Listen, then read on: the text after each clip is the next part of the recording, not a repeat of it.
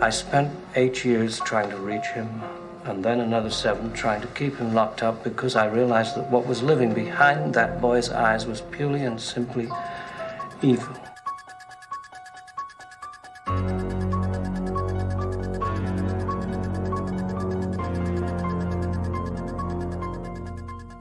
All right. Hey, everyone. Welcome to another stunning episode of the Does It Hold Up podcast. Stunning. I'm Adam. I'm Emily. And we actually have a special guest with us today. He is somebody who's going to put a lot of knowledge into this movie because he actually saw it in theaters when it came out. Pete. Hi, I'm Pete. Excellent. Great contribution there, Pete. Hey, thanks. So this week we are sticking with our horror theme, and we are doing 1978's Halloween, the first appearance of Michael Myers. Ooh. Dun dun dun. Spooky. All right, so if you guys don't know, Halloween is all about Laurie Strode, a high schooler, and her friends, and she is being stalked by a psychiatric patient who has escaped, known as the Shape, or Michael Myers, and he's hunting her down for reasons and begins killing all of her friends while trying to get to her. And while that's all happening, a former doctor of his is hunting him down. So convoluted. That's the best way I can describe this. Yeah, I would say so. In the dialogue, it gets a little fleshed out, but very little. Very what little dialogue. One thing I just wanted to bring up very quickly off the top here is, do we ever find out why Michael Myers is trying to kill her in particular? I know they flesh it out in the sequels, but we can only go off this movie.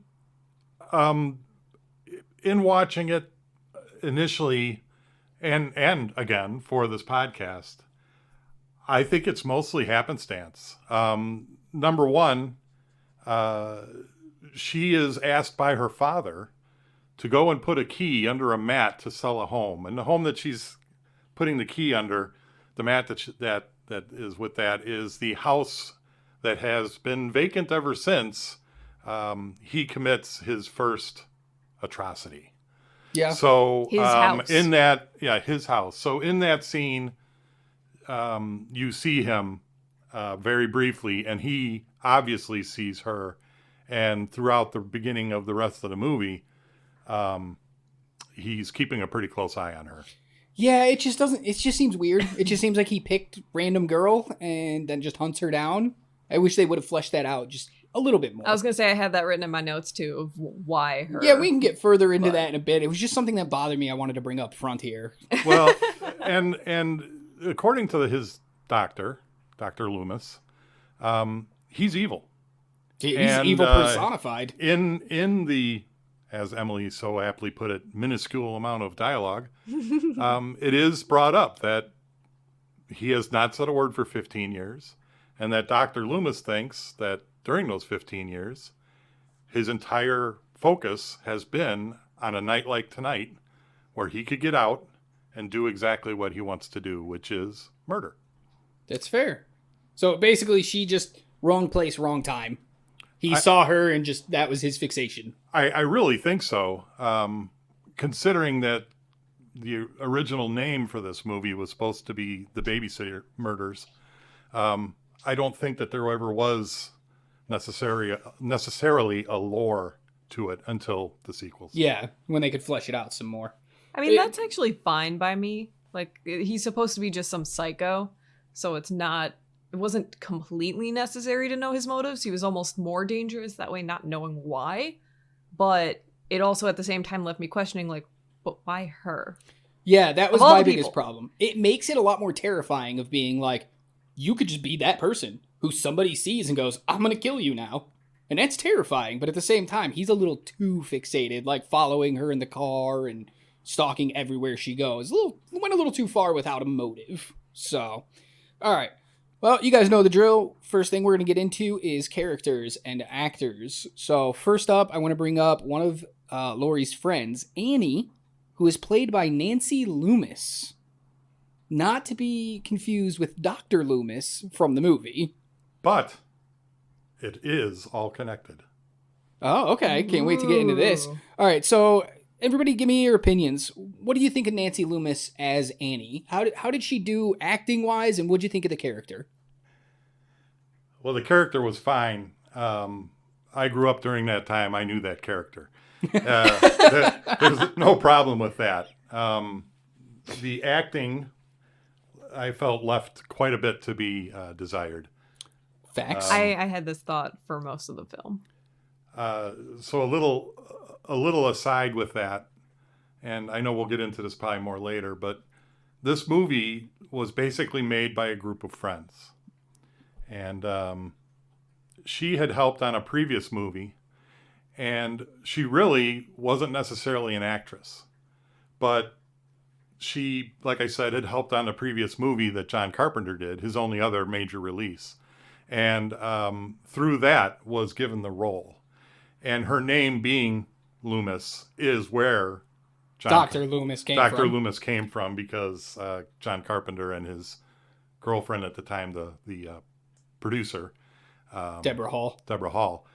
A nice callback to a previous one of your episodes. Deborah Hall was the producer of Clue.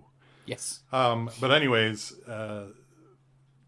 that's how that came about. They wrote the script. They took the name straight from her. Oh, it's amazing. John Carpenter, I can't think of all of them off the top of my head right now, but almost everybody in this movie is named after somebody he knows in real life. Right. Like every single name. He's like, yeah, I had a friend. Like Michael Myers is named off of like an old teacher or something that he had. I can't remember who exactly. Would you like to know? Absolutely. So John Carpenter's first actual movie that he did was Assault on Precinct 13. And it was the distributor. No, right? No, the distributor was the executive producer of this Jesus. movie. I know they're all connected. They're somehow. all connected. But so here's what happened with that movie, if you'd like to know. It didn't do well in the United States. The executive producer of Halloween was the runner. He was the guy that brought these movies to theaters. And he tried his best with it because he really enjoyed it. And they thought it was a done deal. But then he got a phone call from one Michael Myers, who happened to be a person that was involved with the London Film Society of some kind. Yeah. And they wanted it for their competition. And so Assault of Precinct 13 went to London, went into the competition, and won. Whew. And then did quite a bit of I know it money. has a huge fan base over in the UK. It does. Huge. It was very big. And I think Rock the Block or Assault the Block or whatever the later one in the 2000s was kind of an homage to that movie. Okay. Wow, which was an homage to Rio Bravo. That's crazy. What do you think, Em? What do you got? About Assault the Block or about the character? About anything else. You've just been Sorry, real quiet for a long time here. Just want to get your thoughts on this. I didn't actually take notes on these characters because I thought we were only talking about the main three, but she almost had the air of the manic pixie dream girl before that was even a thing to me. Oh, Annie did? Annie. Yeah. Okay. Yeah. She was just that kind of like everything's in the moment kind of person. And I thought she did okay with that. Once again, I'm agreeing with the whole there's some things left to be desired in the acting department, but I think I feel that way about pretty much everybody. And I can just blanket statement. Yeah. I feel like everybody left a little something on the table here where it was like, we probably could have had more. Yeah. Okay. Next up, we have Linda, played by P.J. Souls, another friend of Laurie Strode's. Let's start with you. What do you think, Emily? She was the blonde, right? Yeah, she's the blonde. She was so vapid. I was just like, you are only here to be cannon fodder.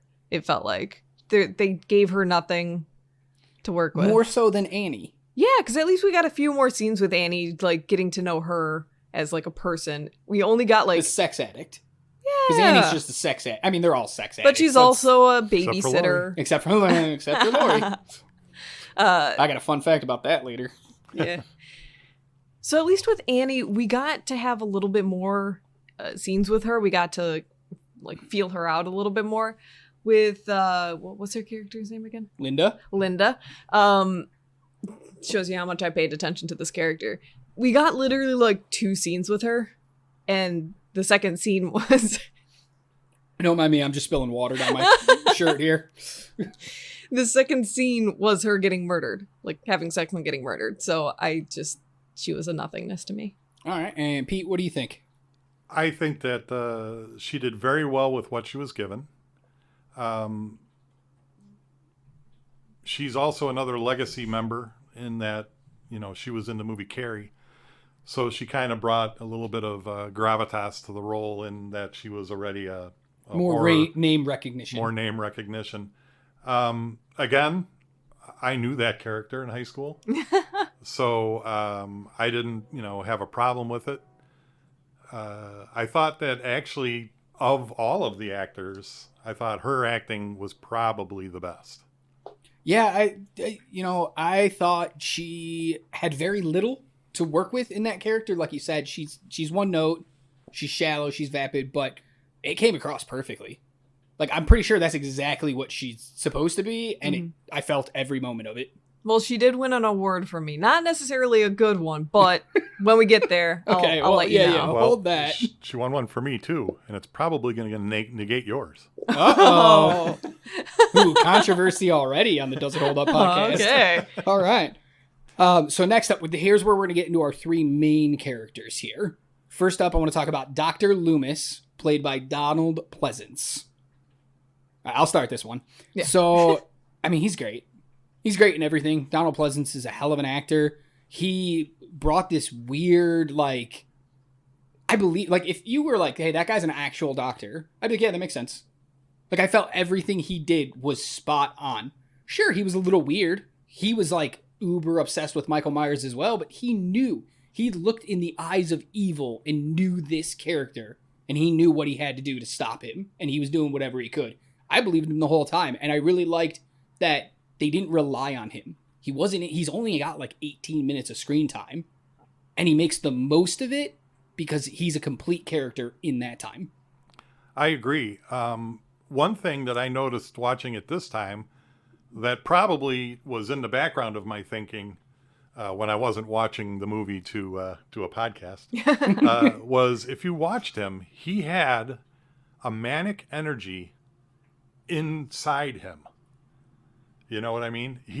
So the entire time, if you're watching him, you look at his eyes, you look at the way he clenches and unclenches his hands, the way he's constantly fiddling and doing things like that.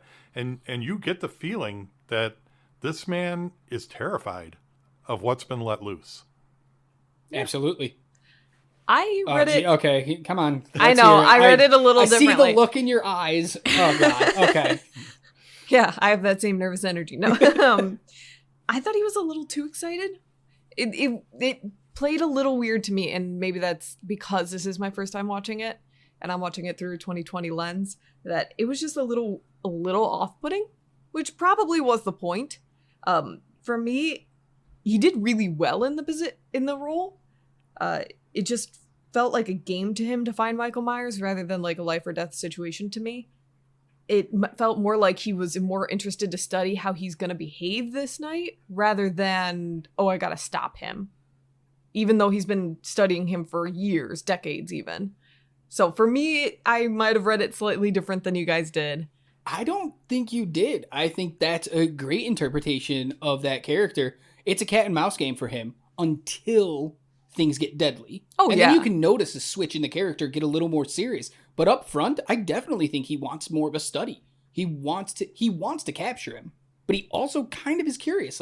He says, I've known him for 17 years or whatever, and it's always been either he's seen him locked up or he's seen him in his office in a controlled environment. Yeah, I'd be curious too what he's going to do. Yeah, especially since you've never gotten him to talk, nothing. Anything. So to have interaction with anything for him must be crazy. Yeah, so it felt like a lot to me, but then again, as the movie progressed, I kind of understood it more as I was really contemplating no, it's not just he's weird. It's more so he's interested. Yeah. Pete, did you get that? I did. I don't know that I completely agree with that he was there for a study, especially when you consider he pulled a gun on a cat. And so if he was there to just observe Michael in some way, I mean, he was literally terrified of Michael. It's true. And, I mean, you got that just from the opening scene with him in the car. In the rainstorm, you knew, it's like, what are we going to give him when he goes to in front of the judge? And he says, Thorazine. And she says, well, he won't he'll be like comatose. And he goes, exactly. Yeah, he knows how dangerous he is. Yeah. And what he's possibly capable of. But I can see your point too, in that, he is definitely, still an academic. He still is looking at this as an academic feature, Yeah. Right. Even though he's terrified, like, there's got to be some curiosity in you. Oh, yeah. I mean, why else work with, murderers if you don't have that strange fascination? Exactly. So, yeah, no, I get what you are saying. What do you think of Donald Pleasance as the character, though? I think he rocked it. I think he played enough of the small emotions. Is he your favorite person in the movie? Is he your favorite actor in the movie? Yeah, my favorite actor. Not necessarily my favorite character. Yeah, but best actor in the movie. Best actor in the movie for me. Best actor in the movie, Pete? Donald Pleasance? Oh, yeah. Well, that was probably going to be a given going in. I mean, he was the only one with real experience. And the amazing thing to me is that he did all that, drunk. Drunk, yeah. Yeah, as a right. skunk. Yes. All right. There's probably a lot of audience who don't know what you mean by that. Please, let us know. Okay, so the very first scene that he's in is the car scene, and they were terrified that they were not even going to get a coherent word out of him because he had already drunk over 2 bottles of red wine before shooting that.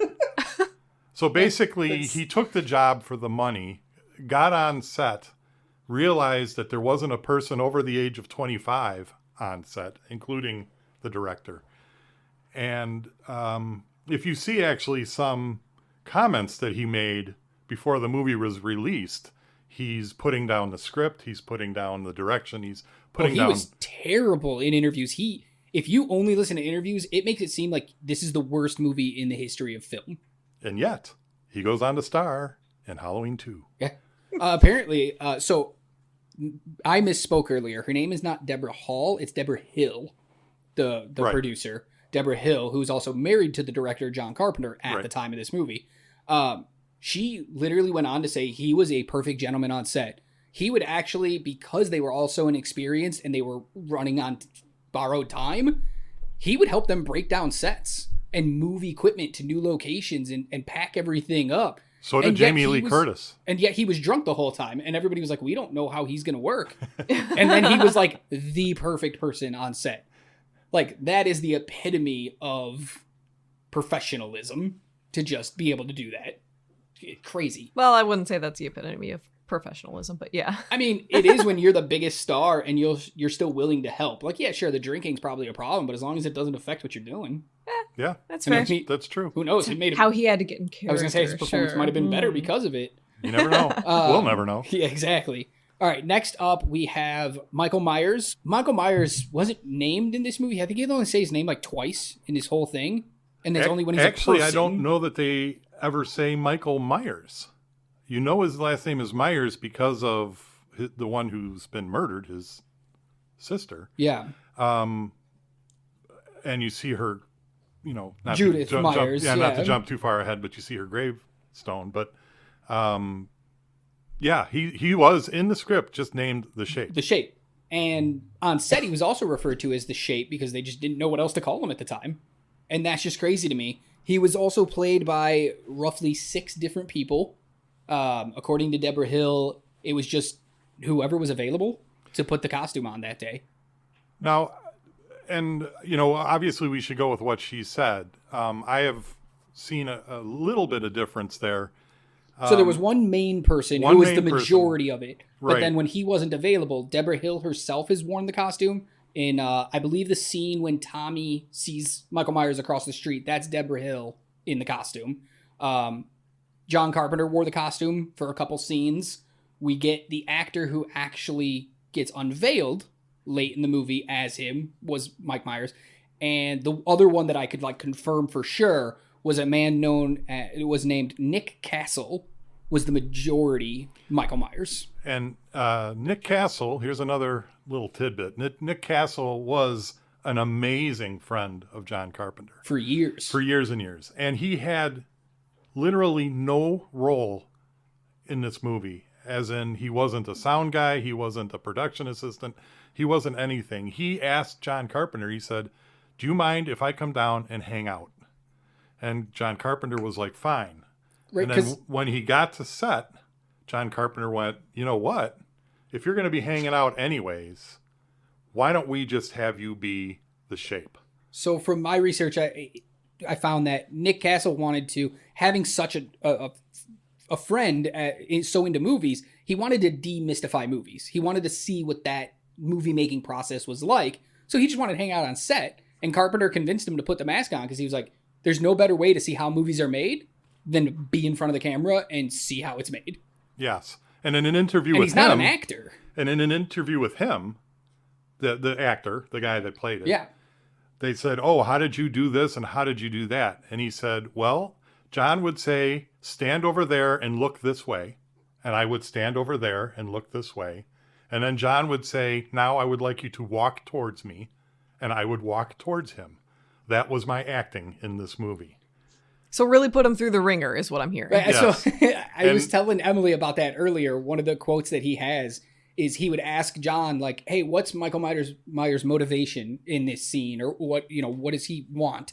And John would just look at him and go, you move from marker A to marker B and tilt your head. Right. That's it. He wouldn't give him anything because he's supposed to be an unrelatable character, so he wanted no personality whatsoever. And sucks as an actor. Yeah. and he did say that with the head tilt that he didn't get it. And he said, and then he watched the dailies and then he got it. Yeah. And one other person that you didn't mention, I think, played Michael Myers just for one scene. And the scene in question is the closet scene. And the reason is because this was a props guy. And the props guy, there was only one door. And the props guy decided he wasn't going to let Nick Castle? Nick Castle, yeah. Nick Castle take the fall if he did this scene wrong and destroyed this door, and they had to somehow go and find another closet door. So he said, you know what? Let me be the shape for this one scene. And he said, by all means. That was one I did forget, so I'm glad you brought it up. The prop guy put it on a few times because he knew the pressure needed to break props, to use things, to do whatever. And because they only had one of, this pumpkin or this thing, he had to do it to make sure it went off correctly. Like, it's so crazy to think like this iconic character was created by multiple people being it. And yet it didn't really change shape or size. That's exactly what I was just about to ask you. If watching the movie, did you know? No. Or even take hint that there was multiple people behind that mask? No, one time. When we first see his back, it's a lot smaller than a lot of the other times you see him. Okay. It definitely seemed like a smaller frame than what we normally see as Michael Myers. And piggybacking on that, again, having watched this way back then and then numerous times during the years, but just watching it yesterday for the podcast, I did realize that in this movie, Michael Myers is just a regular dude. He's not supernatural. He's not supernatural in any way. Or at least he's supposed to be. Yeah, at least throughout most of the movie, he isn't. And in the sequels, if you watch them, if you look at them, he gets bigger. And he gets brawnier and all these other things, that he really wasn't.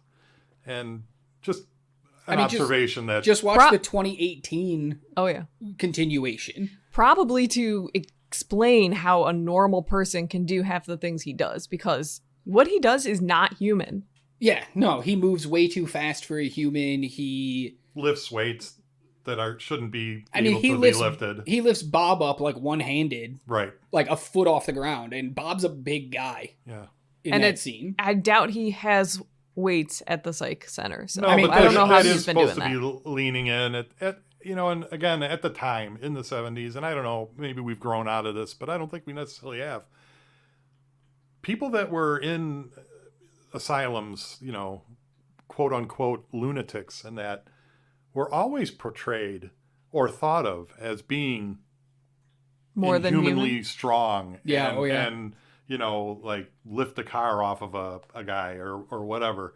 That's the feeling you had when I was growing up, and that's, I think, what they were. They went with what that. they played off of. It didn't matter that the person was 165 pounds and 5'11". I was just 5'2", 150-pound man, and they're like, he's the strongest person we've ever seen. Right. So, Yeah. I guess coming into it from right now, I'm like, this makes no sense. Yeah. That was just in the zeitgeist back then. And Yeah. Okay. Which is why I think they changed it in future movies, just to give you a better understanding of, like, this is how he does these things. That's fair. All right, and then our last person to talk about is our main character. I can't confirm this, but I'm pretty sure she's our first ever final girl. Yes, she is. That, like, this is the first time that it's been a girl as the final person who survives a horror movie, and she, like, this is where that final girl came from. Okay, that explains a lot and of then what I said. This is where the term Scream Queen came from as well, Exactly because right. it's Jamie Lee Curtis. She is the original final girl and Scream Queen. So everybody give me your thoughts. Jamie Lee Curtis as Laurie Strode. Emily, why don't you start us off? For her in the role, I thought she was fine. She was passable, but not really noteworthy to me. There wasn't anything like super great that was pulling me into her performance or her character even. Just something about it felt very bland. Did she seem a little bit like a waitress on an episode of Columbo? Probably. Because that's the only thing she did before this movie. Well, she was currently filming something Petticoat, some TV show that she had to wait until they were done filming that to do this movie. But maybe that hadn't aired yet, No, and it that's hadn't. why. Yeah, the only thing that she had done, as far as I know, Operation Petticoat, that's what it was. also it was probably a TV version of the movie. Yeah. Okay, so the only other acting credit she had prior to this was as a waitress on the TV show Columbo. Okay, yeah. And once again, that makes a lot more sense because I know Jamie Lee Curtis. I've seen her in several things. I actually tend to enjoy her performances. So for this one, I was just like, eh. So let me posit this to you. Does that help the character though? Because she is the more reserved one of the group. She's the one that's like alone, not noticeable when she's got these very outgoing friends, these very loud people around her. Do you think that like helped the character then? Like let her get in that mindset because she was like that? I guess so. For me, it just didn't make me root for her. Like, I don't know. Something about it felt off. Okay. And I can't necessarily put my it into You're thoughts. just used to like the modern horror where you want a girl who stands up and punches him in the face and is like strong. So when this final girl ends, I have it literally written down. She is the classic final girl, and because she is, she's the first final girl. One. My problem with her was she was strong until she just wasn't. That's fair. So it just felt a little lackluster. Can you explain that to me? The strong until she isn't. I was gonna save that to my what doesn't work section, so but I have a note about that right now too. Talking about it is, I'm with you because she doesn't do anything to win her fights, but she doesn't do anything to lose them against Michael Myers either, and that's what's strange to me as that character because she doesn't put up a fight until she's backed into the corner, and I think that's what was off for me. That was a little disorienting where it was like she's not ever aggressive in their fight. She's always just reactive. Then to survive is like how did you survive when you're not doing anything? I didn't mind that. It was more so like she would stab him once and then just kind of sit down and not do anything. I mean, when you think it's done, but then everything happens and she ends up having to be saved by the freaking doctor. It was just like you took all of her momentum away in that moment of she's been fending off this guy who's been killing people like no one's business. So it's like she was strong for that. I don't care that it took her being backed into a corner to be fighting because some people are like that. That's fair. So for me, having the doctor come in and do the final blow, which obviously didn't kill him because he wasn't there at the end, but to do the final blow and save her was kind of like a slap in the face of like, oh, well, I guess she was just a damsel in distress all along. All right, Pete, retort that. Well, I don't not necessarily retort it. I can see your point completely. But again, I think you're seeing it from the eyes of someone who has seen numerous scream queens handle their own business. I will say, a little funny anecdote is that on the third time she throws that knife down on the floor, people were yelling at her in the theaters. Yeah. That's a huge thing. That was my thought too. Like, don't let it go. That was one of the things that I found during my research is to this day, people still come up to her and ask her, why'd you throw the knife away? Why didn't you just She does it use 3 times. Yeah. Yeah. Like every time you're done with something, you're like, meh.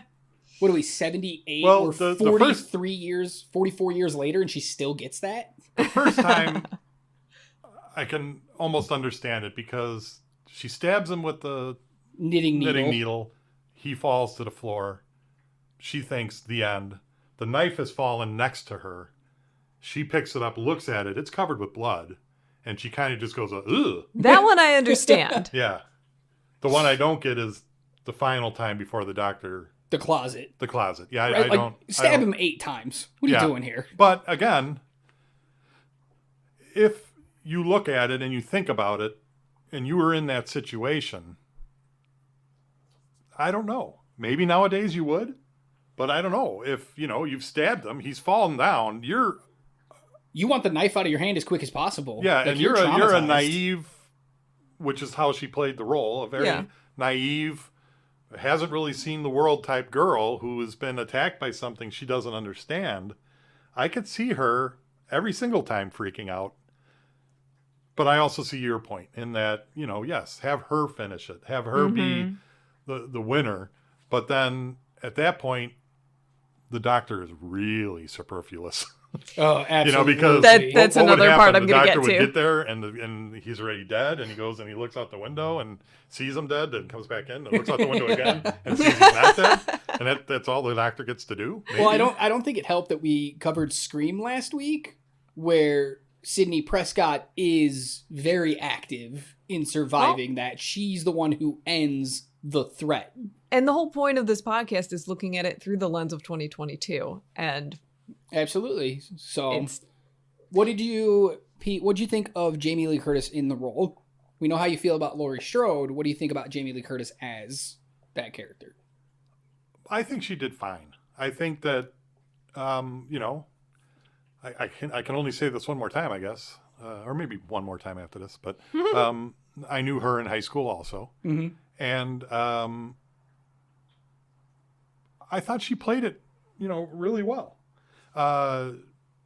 She hit all the right notes. She was, distracted by the guy at first, worried by the guy, the shape, I should say. And, but at the same time, she has her job. She's a babysitter, and she's the naive, upstanding one. So she's going to do that job correctly. And she's also the doormat. So she's going to happily, or not necessarily happily, but she's going to do whatever her friends need her to do. And I thought that Jamie Lee Curtis pulled that off. Yeah. So I agree. I think she was fine in this movie. The thing that blows my mind the most is how did she make a career out of this movie?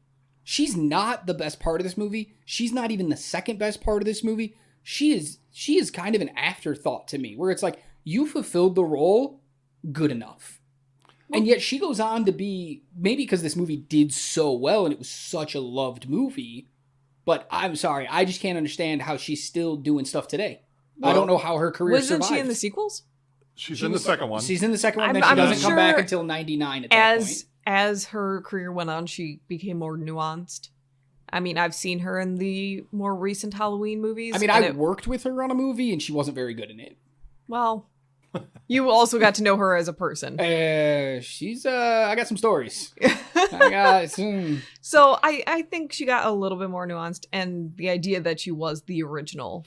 I Final think Girl, that's the literally original what saved Scream her was Queen. this movie being so good and so made so much money. And when People we just cast her anyway. when we get to the section and we talk about, box office, I'll bring up another quick point that will, I think, will help you understand also how she was able to parlay this, into more roles. Yeah. So that was my biggest thing. I think she was just serviceable.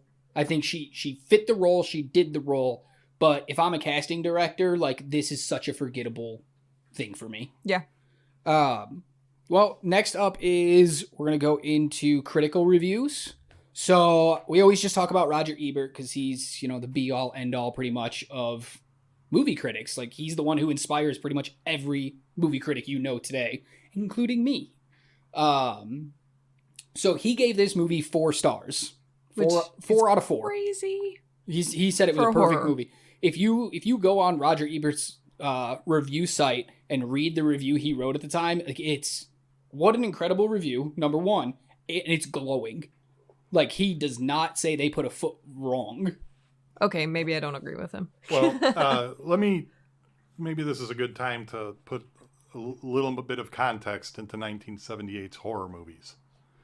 There weren't any.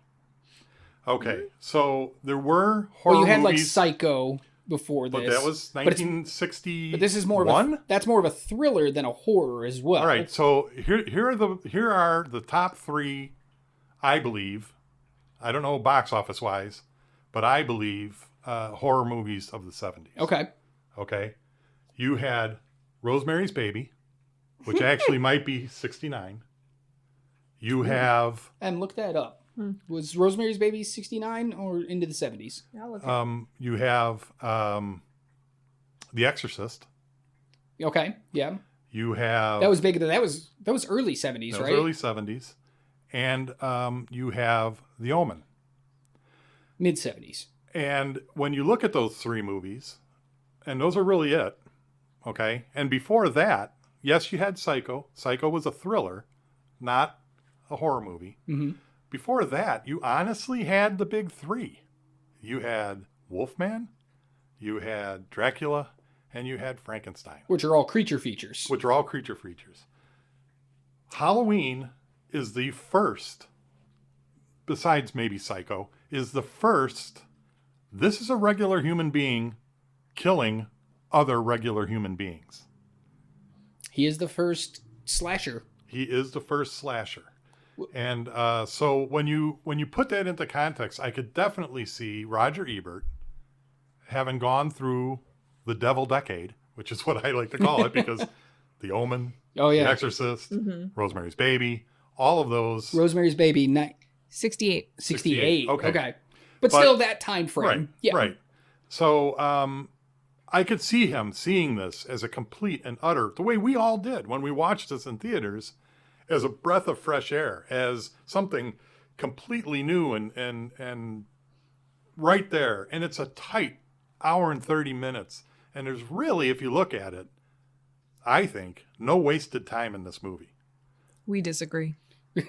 We'll I disagree. All Not right, we'll get into that in necessarily. a second. So we always read a quote from Ebert's review, and this just, I think, sums this up perfectly. This is his final paragraph regarding Halloween. We see movies for a lot of reasons. Sometimes we want to be amused. Sometimes we want to escape. Sometimes we want to laugh or cry or see sunsets. And sometimes we want to be scared. I'd like to be clear about this. If you don't want to have a really terrifying experience, don't see Halloween. And I think that encapsulate perfect is if you want to be terrified in 1978, go see Halloween. Because Exactly right. not And- everybody believes in demons or believes in paranormal stuff, but everybody can believe in a psychopath walking down the street killing people. Right. And the thing is I can see Emily making a little bit of a face while she's while you were reading that quote. And again, the name of this podcast, does it hold up? And you're seeing it the first time as, a 20-something in 1922. 1922. Wow. Yep. Yeah, we're in 1922. I'm a Apparently time we invented traveler. time travel over here. Hey, lady, what are you doing? But no, in 2022, and you're seeing it through the lens of seeing probably 100 slasher movies that have come since. And this is a thing that I actually struggle with this podcast a bit, is a lot of the movies that I am basing my thoughts on for these movies that we're doing for this podcast is basically because of the movies. So if that movie did not exist in that time period, would any of that movie Scream, exist? what we covered last, that movie doesn't exist. If Halloween never is made, that movie doesn't exist. No Friday the 13th. We have to take that into consideration, but you also kind of got to remove yourself from that. Right. Because who knows, maybe somebody makes a different slasher movie in 1986, and that's what starts it all. We just don't know, but it's really interesting. That's one of the things that why we wanted to invite you on, Pete, is we have somebody who's watching this movie for the first time ever in 2022. Yes.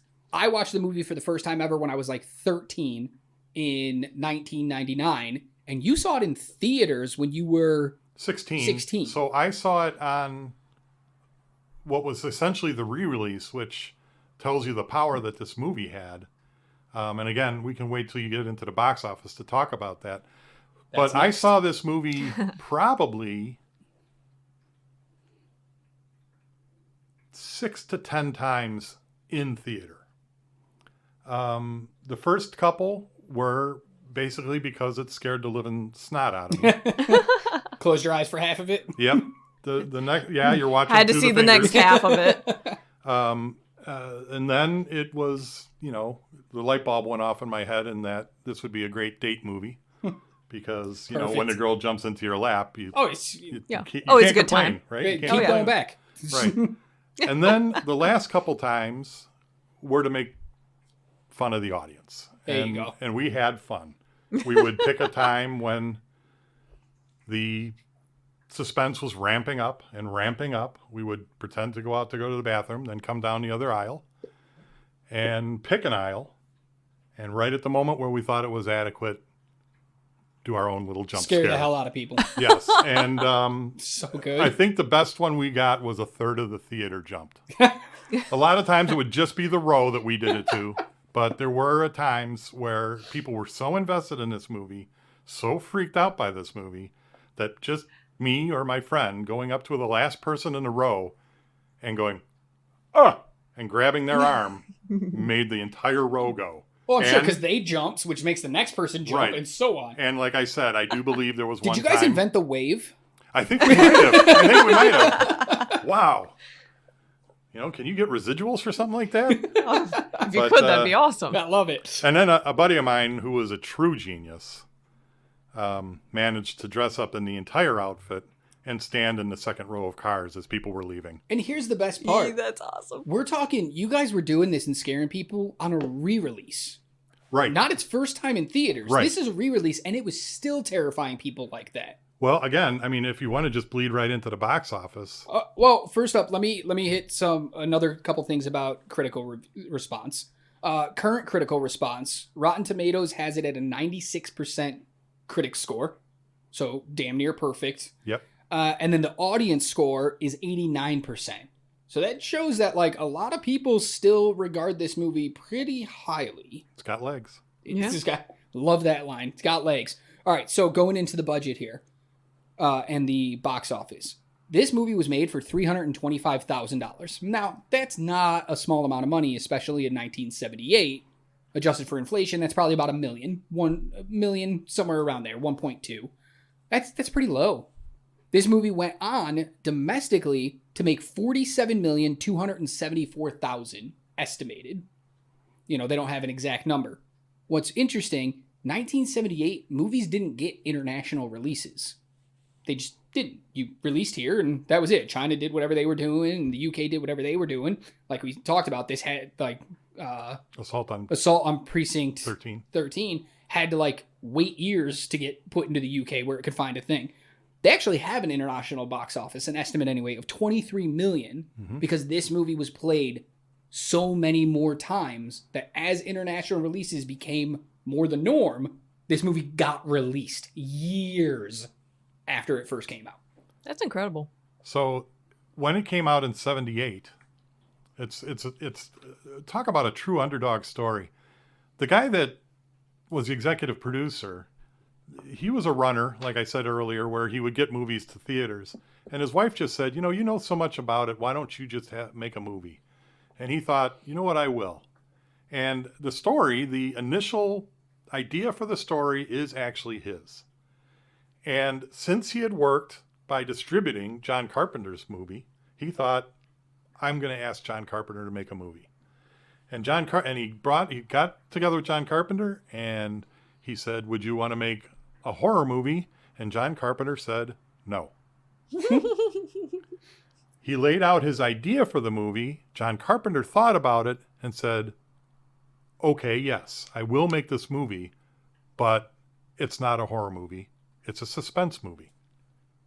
Okay. And they both agreed at the time, no blood or very little blood. This wasn't that type of movie. This wasn't, again, if you had seen The Exorcist, if you had seen The Omen, in The Omen, a guy's head gets cut off with a pane of glass.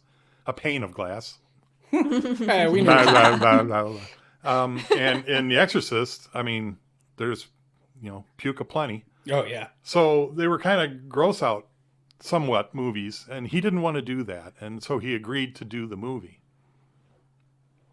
Where was I going with this? You know what? Why John Carpenter didn't. Right. So when they finished the movie, he invited all the studio heads to come see this movie in a screening, along with, to fill the theater, a theater of college kids. Well, none of the studio people showed up. They didn't send anybody. They didn't even send like a secretary to go look at this thing. But the college kids saw it. And he knew after their reaction that he probably had something good. But he thought, I've done this before. What should I do? And he released it in one town. He released it in Kansas City. And he said, we'll see what happens.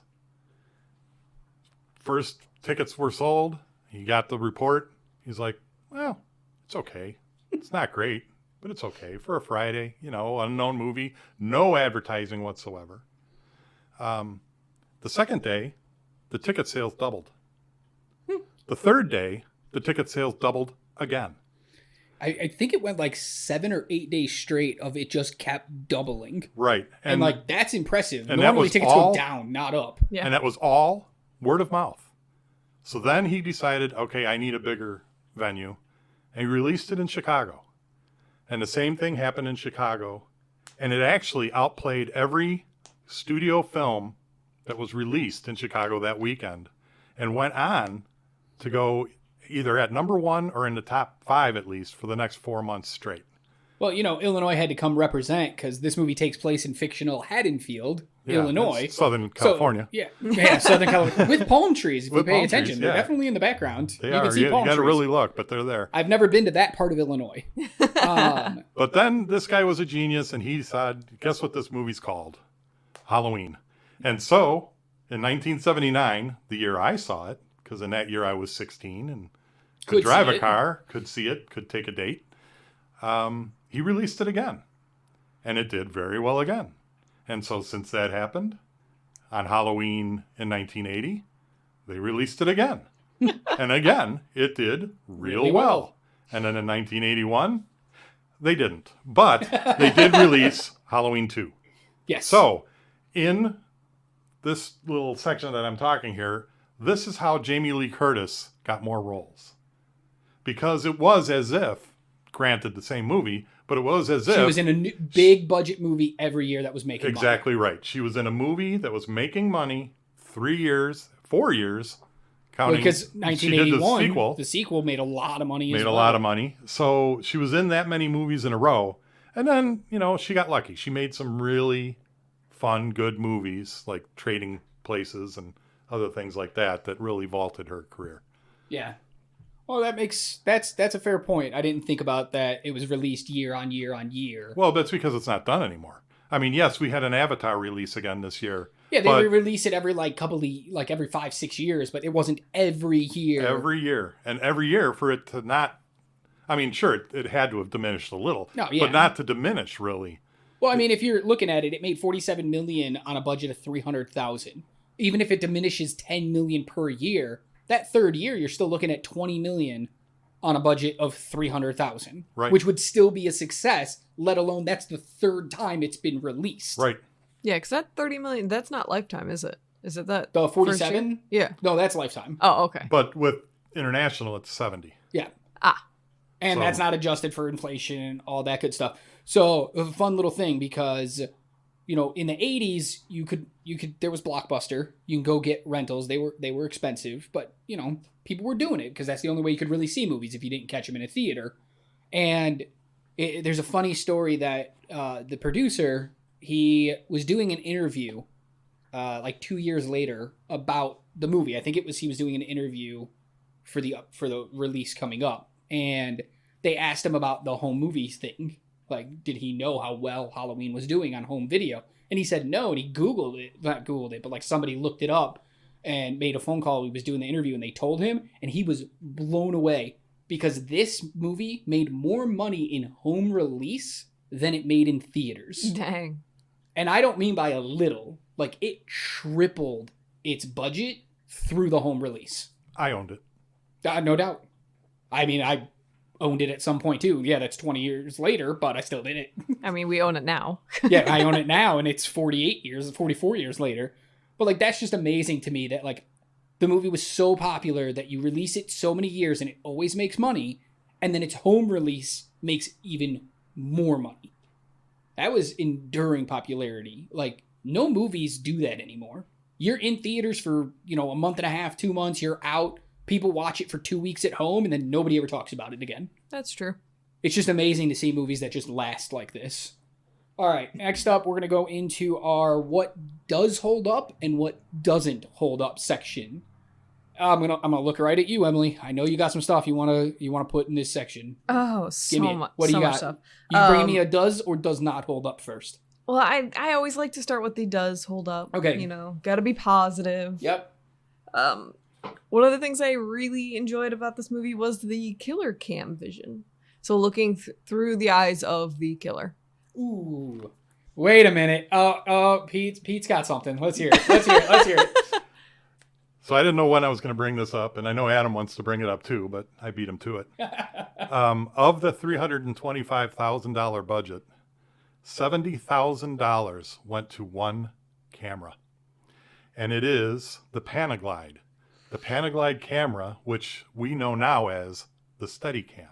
And it's the second movie, and actually the first movie, where it was used primarily. And it was used in two different ways. Your way, which was the eyes of the killer, which was amazing. And the other way, the reason they really wanted it was our eyes. When Laurie Strode is walking down the street and sees Michael Myers in the distance, we're walking with her. Yeah. So this wasn't a tracking shot. That wasn't any kind of thing like that. This was the first usage of a Steadicam. So math-wise, what is it? That's a quarter of their budget went for one camera. And I have more stuff about that when we talk about the opening scene of the movie. So actually, that wasn't what I was going to bring up. I did have that, but that wasn't what I was going to bring up here. It's funny because a lot of people go, oh my God, the moments where we get to see through the killer's eyes are so good. I love them so much. It only happens once. Yeah. In the entire movie. The first scene. And it's technically twice. We get it once when he's a kid, once when he breaks out as an adult, when he's first looking at a house. That's it. The rest of the movie, the only time we're seeing through somebody's viewpoint is Laurie's. But so many people swear. And ours. And ours, yes, and the audience. As if we're But next so to them. many people swear, like, oh, we see through the eyes of the killer through the whole movie, and it's like, No. after the first 6 minutes of that movie, never happens.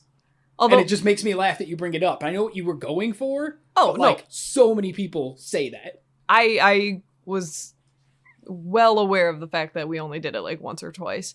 I just thought it was really good. Although I will say I have a little bit of a problem, a nitpicky problem with it. The height does not match up with the little kid. Like, Killer Cam looks Actually- so much taller. Actually, it did. Did it? Yeah, 'Cause watch it again. unless Because they she's actually unless had- her chair is like all the way on the floor. Chairs back in the day were like, so I'm sitting in a chair right now. I'm pretty high up. I'm at about a 90-degree angle with my knees. Now, not back then. You had like all different kinds of things. And one of the things in bedrooms for girls was like they always had like those little short chairs with their little short vanities. Yeah. That was what she was sitting at. Okay. It's that makes a like little bit more sense because I was just like, what the heck? And when you look at that kid come out at the beginning, he's pretty tall for a 6-year-old. Yeah, I mean, he doesn't look like a 6-year-old, so... All right. That's fine. Yeah, I get your nitpick, but watch it again. We picked it right back. Yeah. Yeah. All right, so you got one. Pete, what's something that, not your best thing, we're going to get to that later, but what's just something that either does or doesn't hold up for you? Well,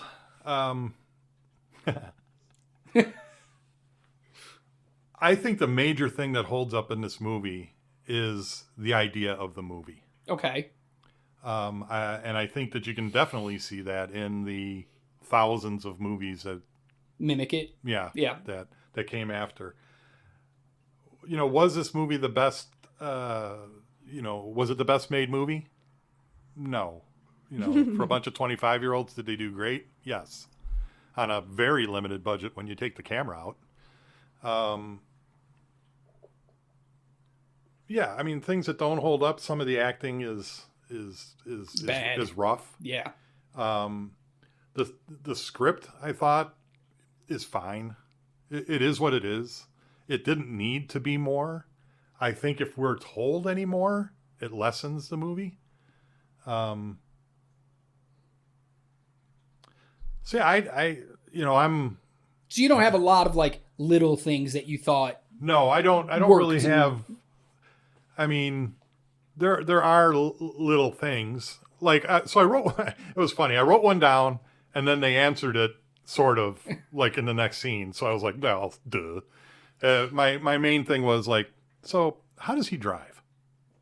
He was 6 when he went in. He's in there for 15 years, but they realized it. And so they had Dr. Loomis, when they said, how could he get away? How could he go to Haddonfield? He doesn't know how to drive.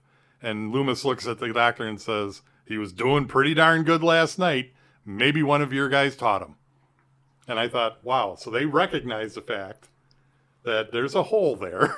So there's, in the novelization, a story that came, like basically a prequel to this movie. Somebody wrote a book. Not that it's canon, but it does answer that question.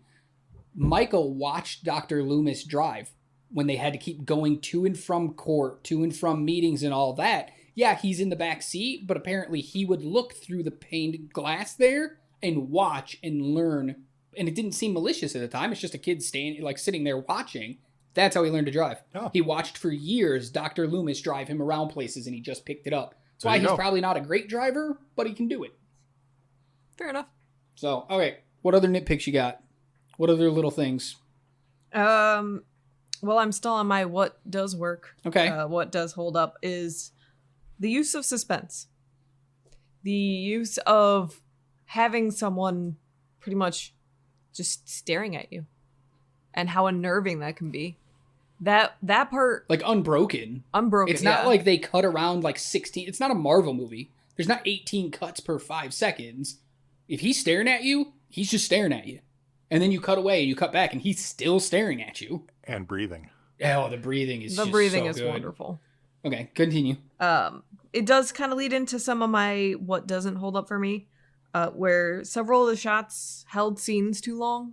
Like we followed this one kid just walking through a path, and I know Michael is kind of following him. I just thought things held a beat too long for me. Yes. Which kind of made the movie drag a little bit longer than it should have. Yeah. I know we talked about in the last podcast that we did that they had to have a rewrite where they were like, was 30 pages of 30 pages where nobody died in Scream, and the producer was like, kill somebody. We can't have 30 pages without a death. I feel like someone needed to do that in this movie.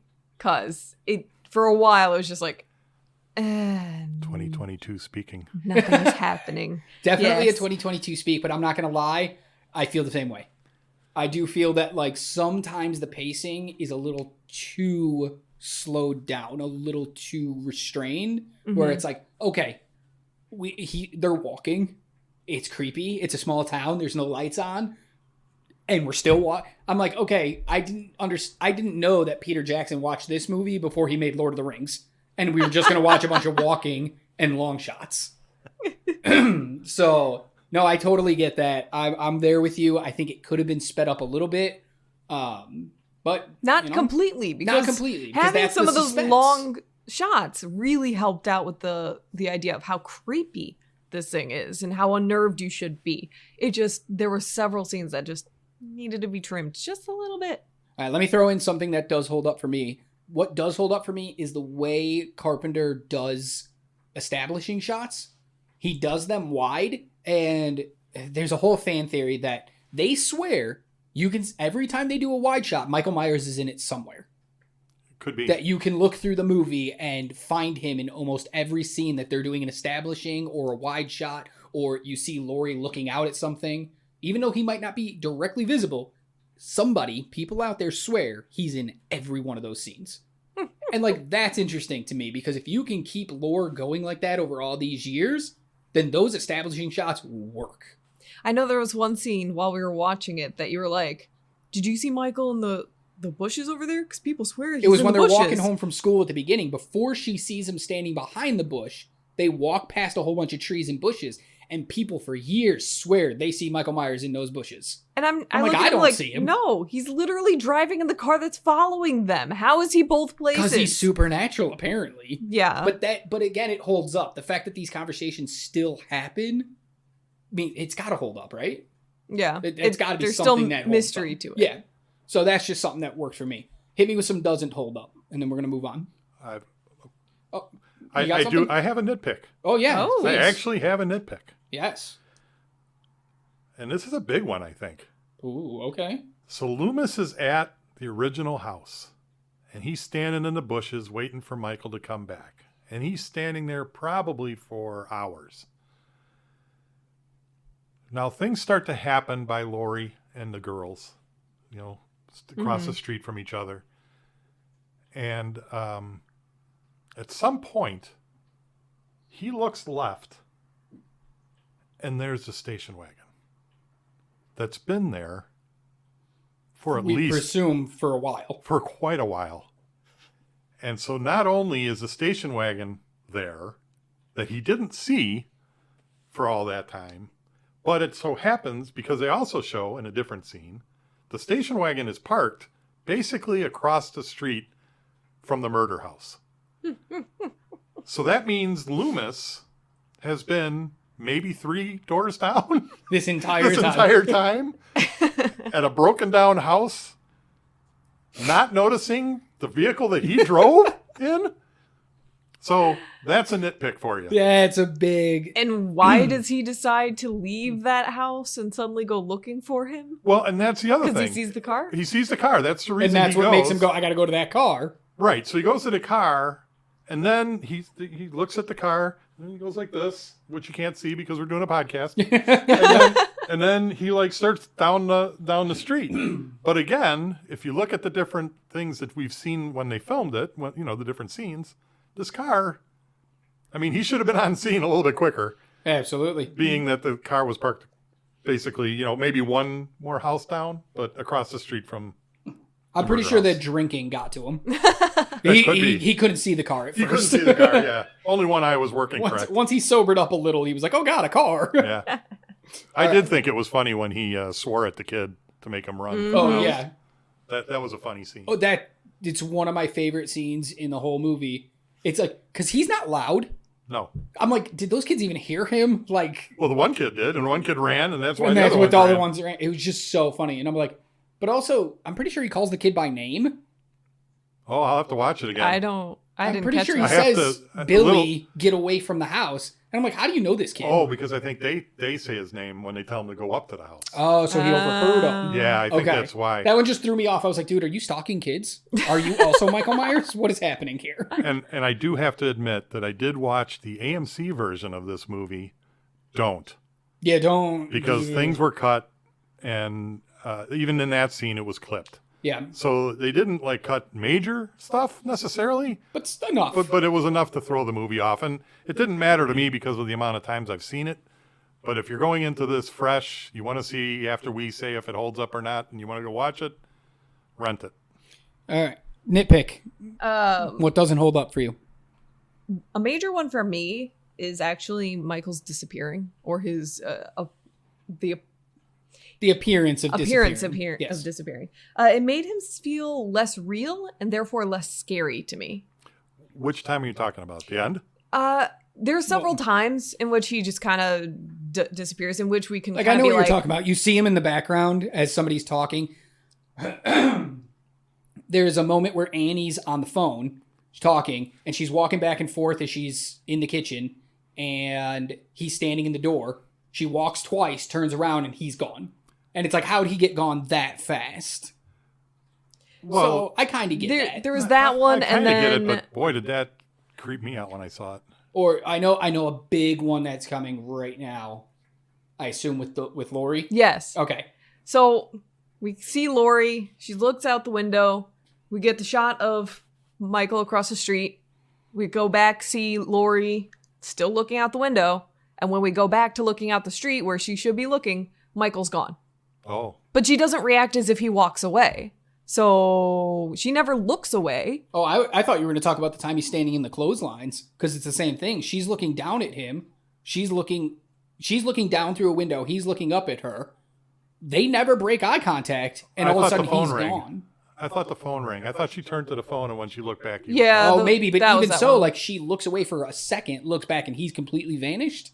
He is faster than fast in this movie, apparently. We'll have to do a Mythbusters on it. Yeah. I think it can be done. How fast can a human actually move? There's Especially actually when you been can't so see many little anything. parodies of videos of him like doing this walk up, the slow walk up. The person turns and he has to like run, huffing and huffing and huffing. Person turns back, he's just walking again. Yeah, maybe that's So- how they did it. No, maybe that's what he did. Yeah, I don't know. Yeah, no, I get that nitpick. So something for me that doesn't hold up, and it's just one line of dialogue, and it literally completely takes me out of the movie and makes me question finishing the movie. And it's Bob and Linda in the van right before they're going to go into the house that Annie was babysitting at and do their whole thing. They're flirting and everything, and he says, "I'm going to rip your clothes off." She yells at him about the blouse, and then he says, "And you're going to rip my clothes off, and then we're going to rip Lindsay's clothes off." Lindsay's the little girl that's being babysat. No, I know. They obviously did that backwards. I mean, they didn't catch it in the edits Yeah, because they meant Annie. I'm sure that he meant Annie, but that's not what he says. I And caught that too. It's disturbing. This Very much so. is like a 7-8-year-old girl that they just mentioned doing that to. But then they proceed into the house where it's dark and they just start getting busy on the couch. And I'm like, okay, this whole moment here, oh God, it does not work for me. It needs to be removed from any future viewing of this movie. There's in no way someone would be that like She sex doesn't crazed that line could just be okay. Yeah, like Linda just doesn't react to it. And I understand your point of maybe It was supposed to be. it was supposed to be Annie and they were obviously drinking. It's just, it bothers me. I watch it and I'm like, oh God, no. And the hot and heavy on the couch was there because it was a callback to the first scene With the sister. with the sister. So it was basically the same thing. They go on the couch, they're there for very brief, and then let's go upstairs. Yeah. So that was my biggest nitpick of like, it destroys that entire moment of the movie, and then it takes me a minute to get back into the movie. Yeah. You got anything else? I'm good No, we're gonna to move on. Okay, Yeah. so we're going to go into our what ifs, and this is just, these were casting decisions that were almost made before we got to the people who actually played these roles. So I only got 3. 2 different characters, 3 people. First is Laurie Strode, Jamie Lee Curtis, was originally offered and accepted by, but then didn't take the role officially, by Anne Lockhart. Okay.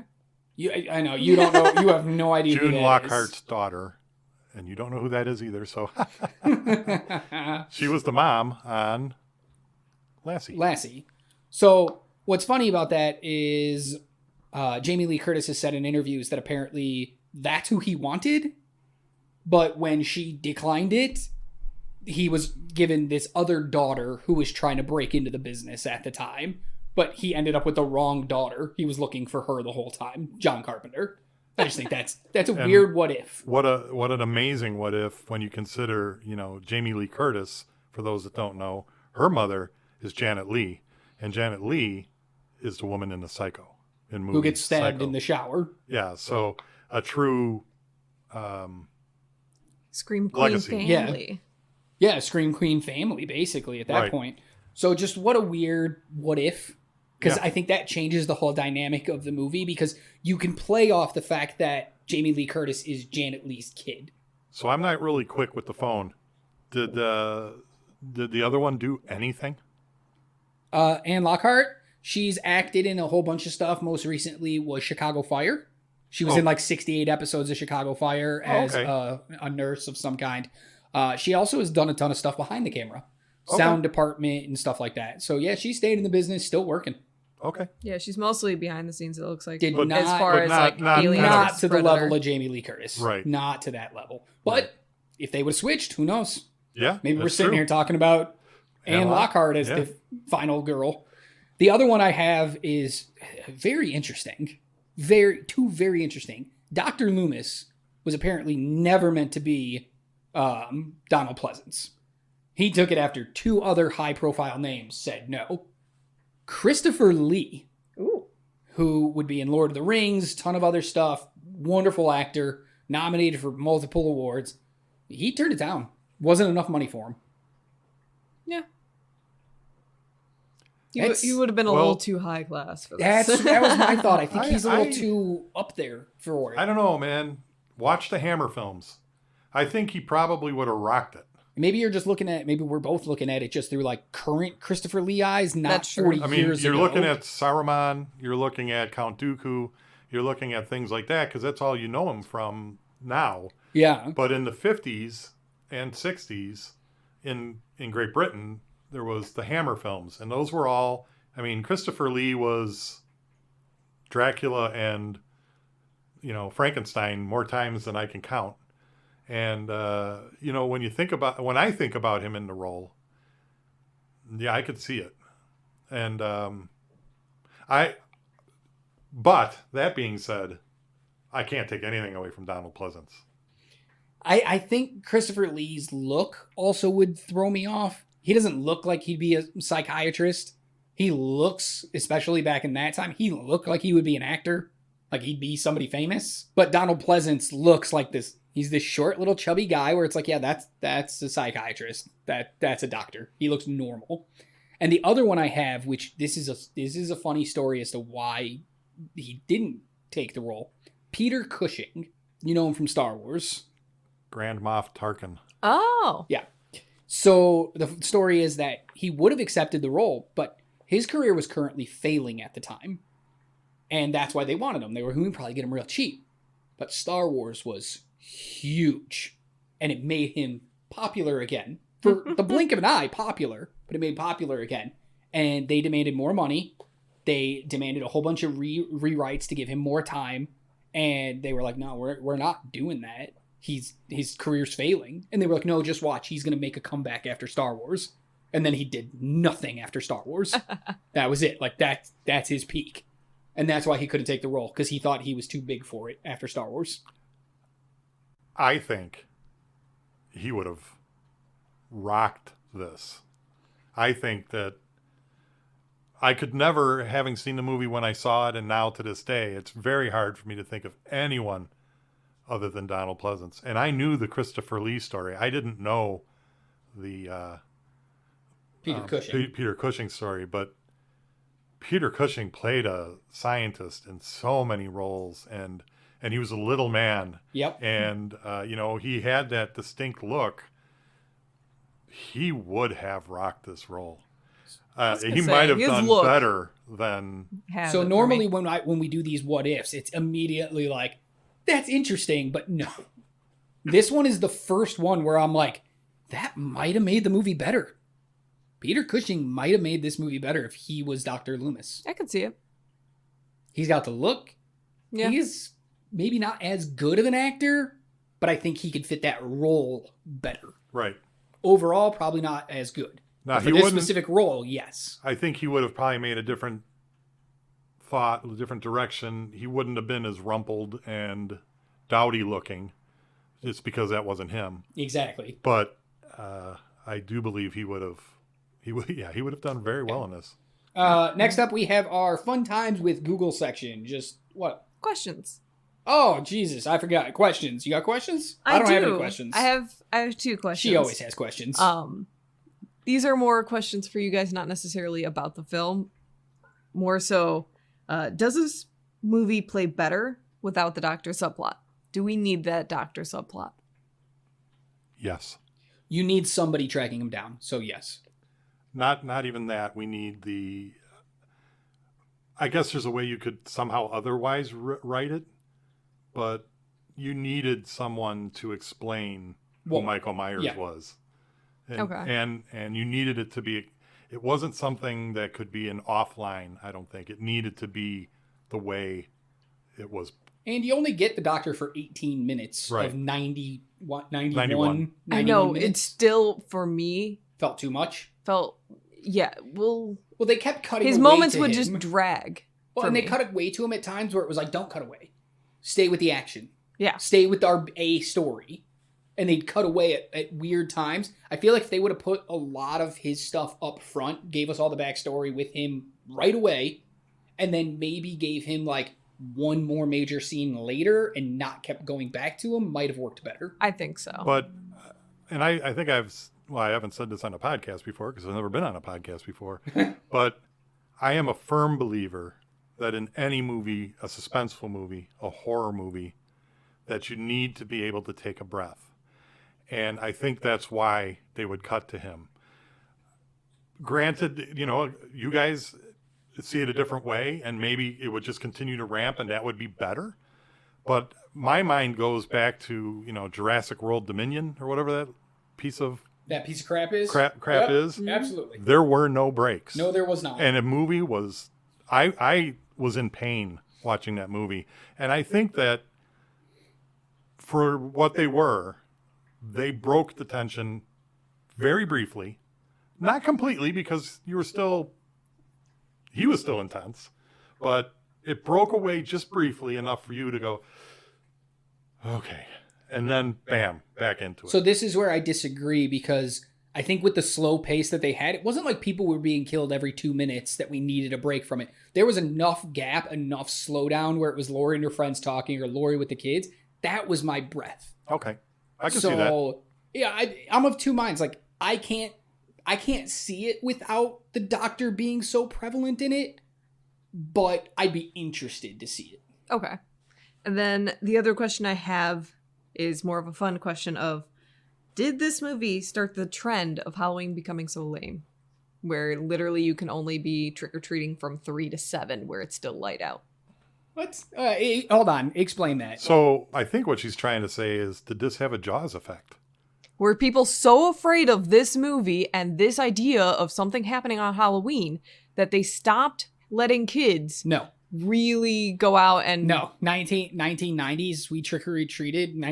Early 90s, we trick-or-treated from, noon until 9:30, 10 o'clock at night. The things that made it change were real life. Absolutely. There were some real life things that happened. I bet this movie had an effect right after. Probably like Halloween 79, Halloween 80. Parents were probably a little more on edge, but then they started to relax as this movie kind of floated away. But then in the 90s, when the internet became available, TV was broadcast nationwide all the time, real stories of kids going missing made parents go, hell no, we're not doing it.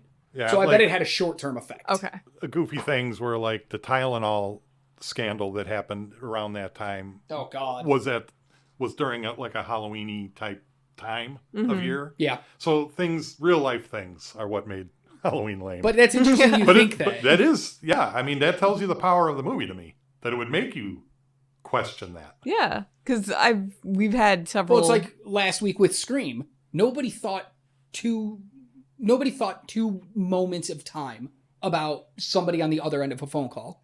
And then that movie came out and caller ID tripled.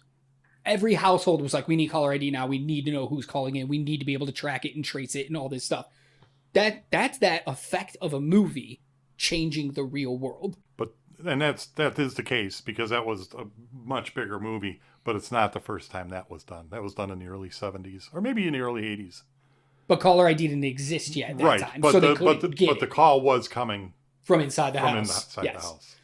But that, everything in Scream was a callback. So. Oh, absolutely. But because people still weren't really like into caller ID yet, they were like, yeah, whatever, that's just a fad. Nobody cares. And then that movie came out and they were like, okay, we all care now. So I could understand, like, Halloween probably had a short-term effect of, like, be careful on Halloween. That's, you know what it probably did, and I can't speak because I wasn't alive at the time. It probably made parents go with kids trick-or-treating. I imagine. I was too old.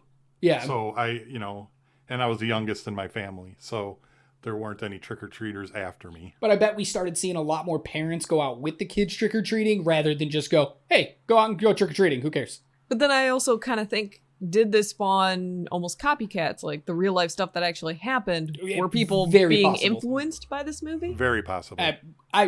Not even very possible, very likely. You also have to realize that, again, and this is something your question just brought to my head, the 70s really was the birth of the serial killer. You had all the famous ones are from that time frame. Yeah, Ted Bundy and John Wayne Gacy, and they were all from that time. BTK was in the 80s. Yeah, but he started in the 70s. Yeah. John Geen, So that also was in the zeitgeist for when this movie came out, and probably another reason why it did as well as it did. Absolutely. People love to be scared. Yep. They do. It's one of those feelings you just can't replicate just willy-nilly. Especially in a situation in which you're not actually in danger. Yeah. So it's probably a way to let those feelings out of, oh my God, what's happening now, in a safe environment. Yeah. Yes. Great questions. So that makes your friend standing out in the parking lot that much creepier. Oh no, it was glorious. Oh, to be there. All right, so I guess now we can... You good? I'm good. Those are my questions. We can go to fun times with Google. I only got a couple for this. Pete, I know you have a few that you want to bring up as well, some good fun things. Mm-hmm. And I knew both of you would have too much, so I just stayed off Google. Cool, well, you can always give feedback on ours. I will. I stayed off Google too. I just happen to know some things. You just know some things. You're just too smart for us. Okay. So you're pre-Google. The first thing I thought was really cool was the movie was, like most movies, shot out of sequence. So to help Jamie Lee Curtis understand where her character was at, John Carpenter created a fear meter.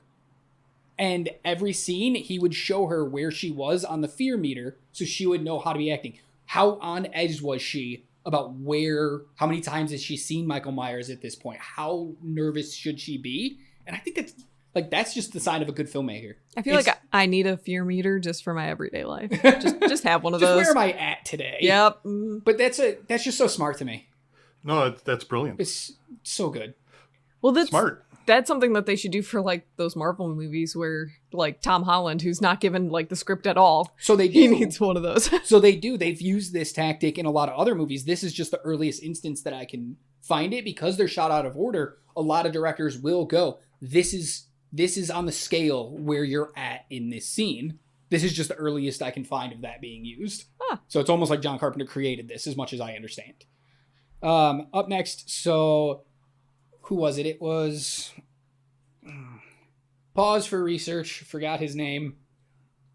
So we'll jump over to you if you have one. Ready? Yeah, I do. Yeah, go ahead. Okay. Trivia question for you guys. I'm not gonna know it. You might. It's a visual thing. You watch the movie. Oh, all right. Okay. Okay. How many pumpkins are in this movie? Oh God, now like just 7 to 10. Just dead air time while we count in our heads. Yeah, that's fine. Dead air time's okay sometimes. It builds the suspense. At least 10, I think. He's actually counting. Well, I know a fact that I think he's trying to say, but I'm not sure if it's like if that's what he's going for. 3. Exactly right. Okay, I think I'm mixing it because it's Halloween time. I saw some in real life after we finished watching it that I'm like, oh wait. No. You saw them, but you didn't see pumpkins. Oh? So they shot this movie in spring in Southern California. Uh-huh. They were only able to procure 3 pumpkins. Then they had to go down, I believe, into Mexico, or at least further south, and they found gourds that looked a little bit like pumpkins, and they spray painted them orange. So there are literally only 3, and one of them is destroyed. The big pumpkin the kid's just The holding kid- he drops. He drops. Yeah. So one of them is destroyed immediately. They had one take to do that scene. Yeah. I don't doubt. So that's one. The one that Laurie's holding when she goes and they're going to make a jack-o'-lantern. And I believe the one on the murder house on the shelf So are the the only nightstand? 3 that you see. On the that are nightstand actually- next to the bed? No, You think is no. the third one, or on the railing outside? You know what? It's probably the one on the nightstand because that's a closer look. I You never believe get so. closer Because enough. the one I noticed, the one on the railing outside the murder house is very flat. Yes. It's only like 4 inches tall, but it's like 1.5 feet wide. Yep. Doesn't really look like a pumpkin. Looks like a gourd. So I imagine that's what that one See, was. Then again, why waste a pumpkin on a nightstand? Who puts a jack-o'-lantern on their nightstand? People in 1978. Okay. Can we attest to that? No. Okay. So my other one was, I had to look him up. So the guy that gets unmasked by Laurie, that's Yep. playing Michael Myers, is Tony Moran at the time. Funny thing about that, people for years after this movie, and probably still to today, go up to John Carpenter and talk about how he scarred them for life. Because Michael Myers is one of the most terrifying people they've ever seen. He is so mutilated and grotesque that they have nightmares about him. But Tony Moran is just Tony Moran. He has a little cut on his face from where he got slashed, and that is it. There is no makeup other than that on him. But John Carpenter says people were so terrified being told that there's a monster under the mask that they visualized a monster under the mask. They talk about like, oh my God, all the scars he has and all the burn marks. And John Carpenter's like, what the are you talking about? The amazing thing to me is it freaked me out and scared me more That he's normal. that he's normal. Yeah. Oh, I'm sure these people noticed he was normal, but for some reason, In their head, they built put it up. a monster under the mask. And to this day, well, not to this day, but John Carpenter for the rest of his, I believe he's passed. No, he's still alive. He's like 79 or something like that, but he's still alive. I believe so. John Carpenter. People just come up to him and talk about the monster under the mask, that he was so grotesque. And I'm like, I feel bad for Tony Moran. So He just looks normal under the mask. That's what he looks like, and people think he's a monster. this explains a lot of why serial killers in the 70s got away with what they were doing. They were normal looking. Absolutely. So Very much people so. couldn't put Handsome in a lot of 2 and cases. 2 together and being like, oh, this is a normal looking person. Things are going wrong. And if that you don't can't look be like a him. monster, you're not a monster. Yeah. Yep. So I just thought that was super interesting that people envisioned him differently than he actually looks in the movie. I thought it was, and this is a blink and you miss it moment, but when the kids are sitting with, I believe, Laurie, watching TV, the movie that's on the TV is The Thing, which John Carpenter... The Thing from Outer Space. No, No, Thing from... The Thing. Just the thing. It's not called Just a Thing, though. No, it is called The Thing. When they're all standing in a circle and they're like, it's a perfect circle, and they're in the tundra, Yeah. the name of that movie is The Thing. I thought it was like The Thing from Under the Sea or The Thing from Outer Space. No. I thought it No. had more to it. No, and then in the mid-'80s, He made The Thing. John Carpenter remade The Thing. He made the best version of The Thing. Watch both. But yes, You I talking about agree the- with you. But You watch... talking about the remake of 2011? No, I'm talking Oh, about the 50s. that was terrible. Okay. I'm talking about the 50s one. The Just making 50s sure. one is, again, it's suspense. Yeah. You know, you don't see gore, obviously, in the 50s. But I thought that was very, very interesting. That is interesting. Maybe he got the inspiration making this movie. He was like, all right, I know my next movie. I'm going to do that one. And then, I'm sorry, go ahead. Okay, so my next one is, so we've all heard William Shatner is the mask. Michael Myers' mask is William Shatner's face. Yeah. Turned inside out and painted white. So Shatner found out about this years later and he sued. He sued John Carpenter and he sued the producer and everything because they didn't ask to use his likeness. And he won. And they settled out of court. But granted, he gave all the money that he won to charity from the court case. But the funny thing that I laugh about is it's not William Shatner. Yes, it is. It's Captain Kirk. He doesn't own the rights to Captain Kirk. Okay. So he would have never won the lawsuit anyway because he doesn't own the rights to that mask. So just because it's his face does not matter. But they settled out of court, and I think that's why he then donated to charity, because he understood that he should have never won. And it was never turned inside out. All they did to it, they did 3 things. They cut the eye holes bigger. They colored the hair. Because if you notice, there's hair. So that was the first clue that it wasn't turned inside out. Oh, I thought they just put that on. And they painted it white, like you said. So they painted it white, and it was not actually the first choice. There was a clown mask that they brought out for the first choice, and they all looked at it and said... Like a bozo type clown, like a real clown. Like a real clown, and they all looked at it and said, wow, that's really creepy. And then the other one came out, and they said, wow, we have a movie.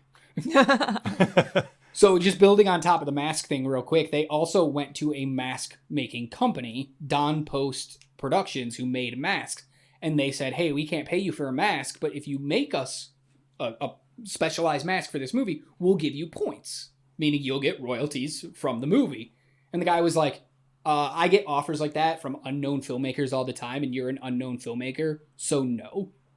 And he missed out on a ton of money doing that, because they ended up just buying, it was his Captain Kirk mask. It was Don Post's Productions mask that they ended up using, and they just bought it, and they used it. He ended up making them masks for future installments for a piece of the pie. And he says, thank God he did, and they came back, because that would have been a huge mistake. Oh, yeah. Well, the masks in the future ones are... I mean, there's more to it. Oh, yeah. I mean...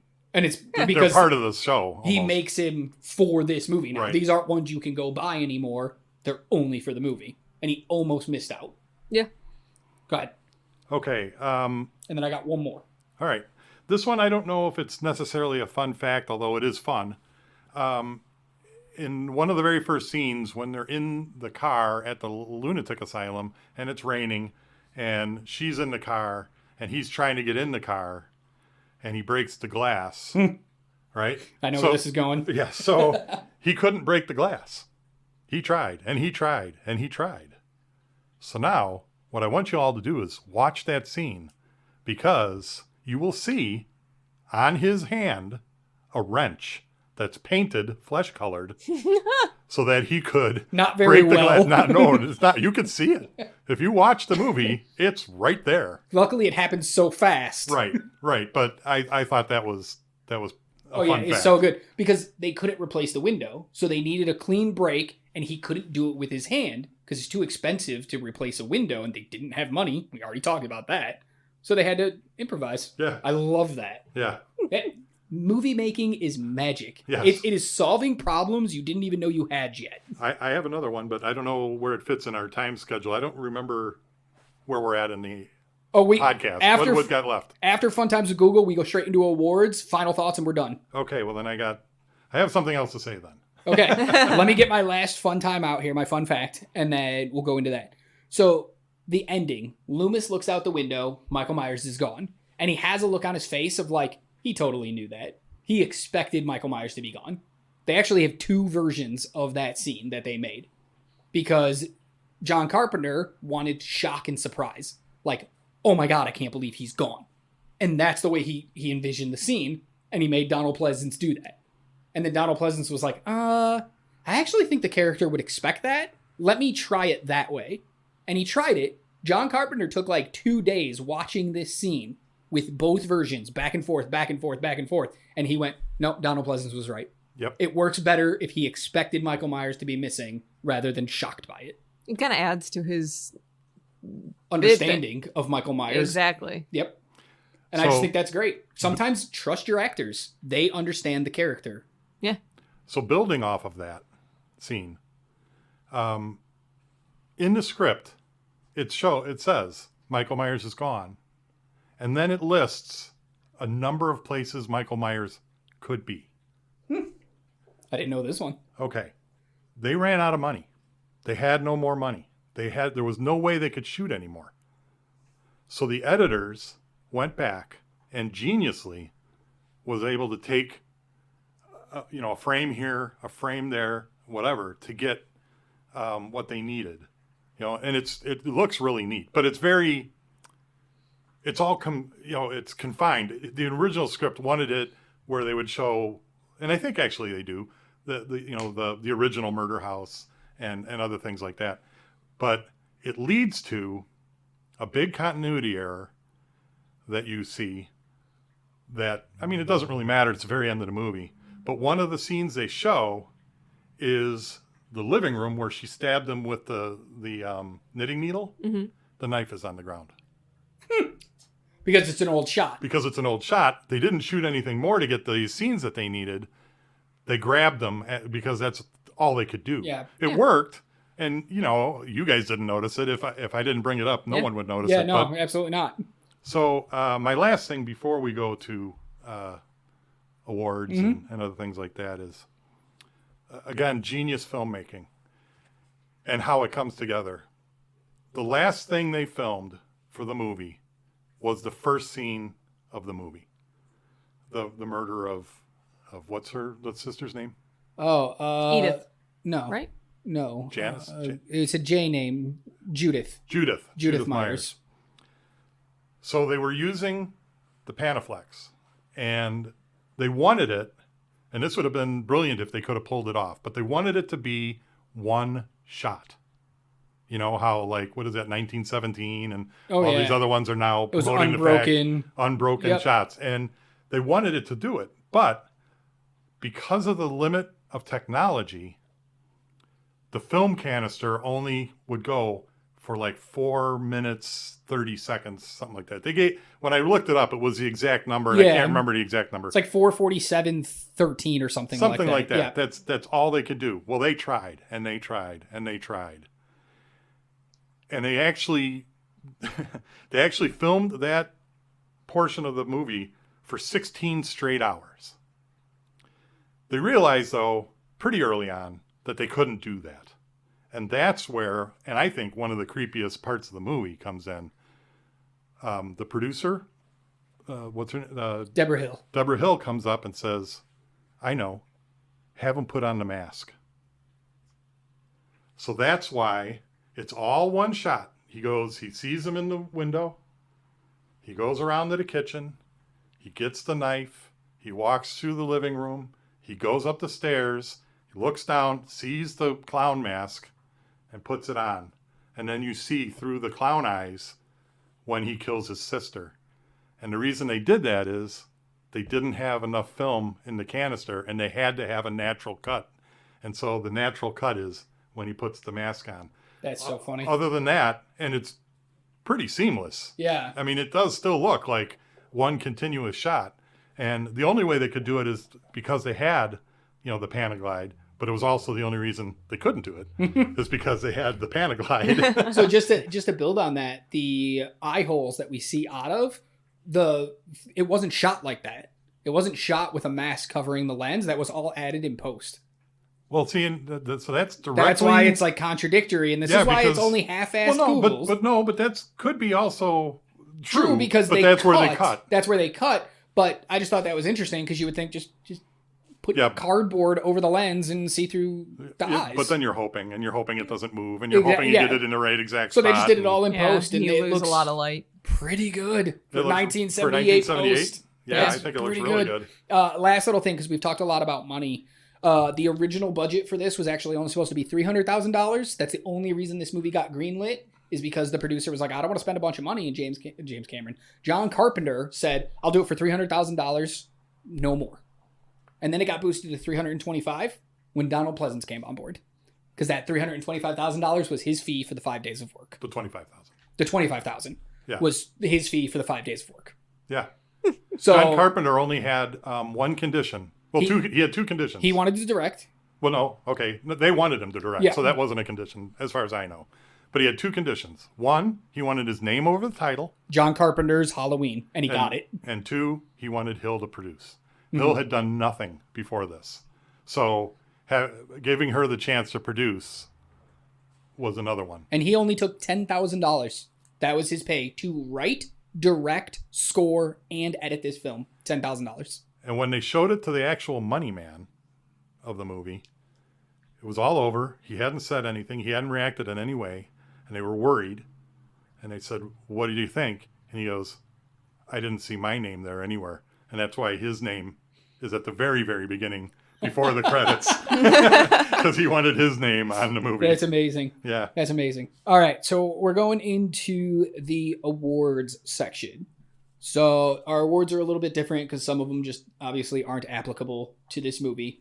So I want to start with the most replayable scene. So Pete, this is the scene that if you're walking past the TV and this scene's on, you're going to sit down and watch the rest of the movie. What's your scene?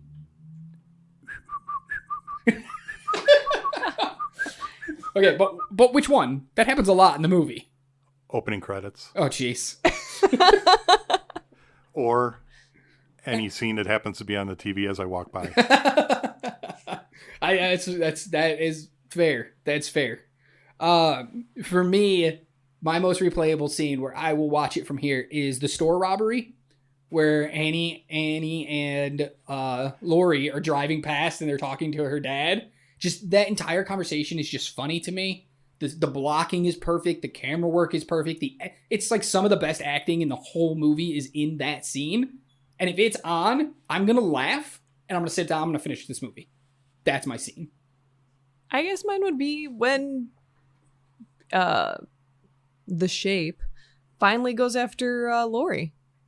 Well, so you're waiting all the way till the end. I'm waiting all the way to the end. That's Okay. That's when it actually starts ramping up for me because the rest of it was a little bit slow in my mind. So I'm like having to sit through that again. I'm like, That's okay. That's fair. As both of them just sigh. All right, Emily. I physically stopped myself from sighing. All right, Emily. Why don't you take over from here and hit us with the next award? Why don't we jump to the what award? Oh God. Okay, the What Award, and this is obviously in memory of Jaws, of the what, because it's just such a crazy line read that it comes out of nowhere. For me, the best line read ever. So, all right, what's your winner for the What Award, Emily? Mine's not necessarily because of the line read, just how ridiculous it is. And it actually goes to our blonde friend, Linda, who goes on for like a full minute tirade about a lost book. Like losing books, not needing books, just like ad-libbing her butt off. That is a good one. I think she says the same line like 3 times in separate instances in that monologue too. I could definitely see John Carpenter doing the finger roll thing, going, just keep going. We need more. We need Go. more. You know, he probably was waiting for like that one line that he was like, that's the line I'm going to use. And then he just used all of them. Right. He forgot to cut it down because it's a good moment of, suspense because Laurie's looking at the Shape, but I could not focus on that because I was hearing the lines going on behind it. All right, Pete, do you have a What Award? Kind of. My What Award is anything that Annie did. Anytime she spoke? Anytime she spoke. I just, and I didn't really notice it, obviously, in the past, but watching it this time, it was like, I don't think she can act her way out of a paper bag. And it's sad to say. I don't know. Maybe she did stuff after this, but I just really went, Okay. I actually have 2 that are tied for this award. And the first one is in the beginning when Laurie and Linda are walking away from cheerleading practice. And you just hear the cheerleaders doing the same chant over and over and over again. We're from Haddonfield and we couldn't be prouder. If you didn't hear us, we'll say it louder. And then they just repeat it and getting louder. And I'm just like, God, why does that exist? because it did. Because that is exactly what cheerleaders squads I know. do. It gets me every time. And then the second one is during my replayable scene when she says bye to her dad. And she's just like, bye, daddy. And it's Bye, just Dad. like as she drives away. And I'm just like, oh my God. We need That's to get how I'm out going of to here say right it from now now because on. we're smoking a joint. Yeah. So Surprised you didn't smell it. So that's just those are my winners. All right, what's the next award? We are going to do the, I'm somewhat of a scientist myself. The most meme-worthy moment. Most meme-worthy moment. All right. Pete, why don't you start us off on this one? I have two. Two. All right, hit it. One is the head tilt after he kills Bob. And this has been played a lot. He kills Bob, he's looking at Bob, and then he tilts his head like a dog almost, admiring his work. And I think that's a meme there. Oh, absolutely. And then the other one is anytime he sits up. Okay. Yeah. You know, and he does that at least twice. And the last time he does, after the closet scene, to me it was pretty eerie because he uses nothing but his stomach. You know what I mean? The arms are limp on the side. He just, as if he's pulled up by a string. And then the head turn afterwards. Yeah. That's So good. those are my two memes. Those are so good. So my meme-worthy moment is Michael Myers just standing in the clotheslines while she's looking at him. And not her looking at him. Just him standing there. For some reason, that gets me every time because I just sit there and I go, hey, man, can you bring that in? If that's dry, can you pack that up and just bring that in the house, please? Well, it's also one of the reasons it might get you and you don't even realize it. It's the goodness and the cleanness of All the white around him. white hanging laundry with this dude standing in the middle of it. So it's like evil With his and good. white mask too. Like, Yeah, together it's very. It's such a moment, but I'm like, I could just say so many things about that scene, and every one of them would be funny. Yes. Yeah. And I could just put that image out, and people would just be like, yeah, I get it. So that's my moment. My meme-worthy moment is Michael driving with the mask, and he like turns to look at Laurie. It's just The first time he drives past them? Mhm. Okay. And the way he does it, it's almost comical of just, having his head turn of like, hi. It's almost like he's driving past. He's like, hey, I think I know you. Yeah. And it gets me every time. Oh, yeah. Okay. Those are all very, very good. All right. Next award. Do you want to go into best and worst or no? Well, best kill first. Okay. Yeah. Best kill. Okay. Best kill. I'm going to start this one. It's Bob. It's Bob. Okay, good. We're all in agreement. It's Bob. That's Yeah. such an excellent kill. He lifts him up one-handed, like a foot off the ground, and just puts a knife through him. Now, granted, Emily did point out one thing. That knife is nowhere long enough or strong enough to hold Bob up. I don't care. Yeah, exactly. I don't care I know. either. I said that too as soon as I was like, okay, what's the best kill? His, even though it makes absolutely no sense. But it's so memorable. I like all the other ones is like, oh, you choked a girl in a car. Who cares? And that was really the beginning. And I could be wrong. I mean, it's like you said, 44 years ago, or for me, 43 years ago, whatever it was. But I believe that's when we started. That started the whole quality kill thing. Oh, really? Yeah, because Okay. we started ranking movies after that by quality kills. It's such a brilliant kill. Yeah. Everything else just is a strangle. Yeah. He strangles one with a phone cord. He strangles one with his hands. He strangles another one with his hands. And then this one's just so out there. It's so good. And when we were watching that one originally, when we first saw it, he hears something, so he looks out the window, and we thought, okay, but it didn't come. And then he looks in one closet, and it didn't come. Mm-hmm. And then he finally looks at this other closet, and boom, it happens. And it's like, I tell you, that got a lot of people in the theater. First time I ever saw this movie, I thought for sure it was just a complete fake out. I thought he wasn't going to die there. I was like, there's no way he dies there. There's too many moments that he could have died and they haven't pulled the trigger Right. yet. He's going to survive and die a little later. Right. So when they did it, I was like, damn. Yeah. Okay. Yeah. Yeah. Okay. So then we're going to go into worst. So this is our Jar Jar Binks award. The moment that holds up the worst. Emily, start us off. For me, it is the sound quality on the dialogue. It sounds like they are talking through tin cans. And half the time, the audio doesn't even match up with their lips. I mean, that might have just been a crap quality watch. I would hope not, though, because I bought it. Yeah, but I don't remember. The sound quality, Yeah. I kind of remember, but I don't remember it not matching up with I would the say lip. the There's tin definitely can I some can that do. I felt were ADR. Absolutely. All of the end scenes with Laurie Yeah. are all ADR. You All can tell the it crying and immediately. everything like Yeah. that. So, So that doesn't- some of the earlier ones, I noticed it as well, where it just doesn't quite match up. Yeah, to where they're that didn't saying. bother me. The tin can, though, I I agree. I can hear that. And- They're echoey as hell. Pete, Jar Jar Binks Award. All right, not to drive too big of a nail into it, but pretty much any scene Annie was in. Annie, why do you exist? It's Cannon it's, fodder. I shouldn't say that. I mean, there were some neat stuff with her too. I mean, I think it was brilliant when she goes to get in the car. It won't open. She remembers she doesn't have the keys. So she leaves, gets the keys. Then when she comes back, she opens the car. But it doesn't realize that she hasn't used the keys. Oh, yeah. I thought that was actually really cool. That whole moment for me is really cool too, because I love how she checks the glass. Yeah. Like, why is it all foggy? Right. Oh, See, and then he appears too. Love that. And she is stabbed in that scene.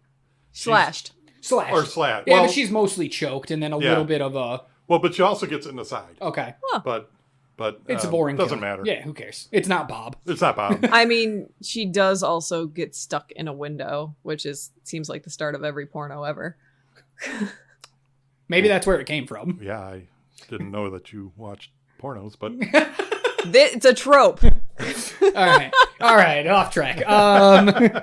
Okay, my Jar Jar Binks award goes to Loomis telling the kids to get away from the house. oh wow. I don't like it. Really? I don't like the scene. Loomis is like whispering, and yet somehow the kids hear him, and Just they the one all kid. take off. Those kids are pointless. We see them at the beginning pick on the kid, and now all of a sudden they're randomly back for It's this fair. one scene.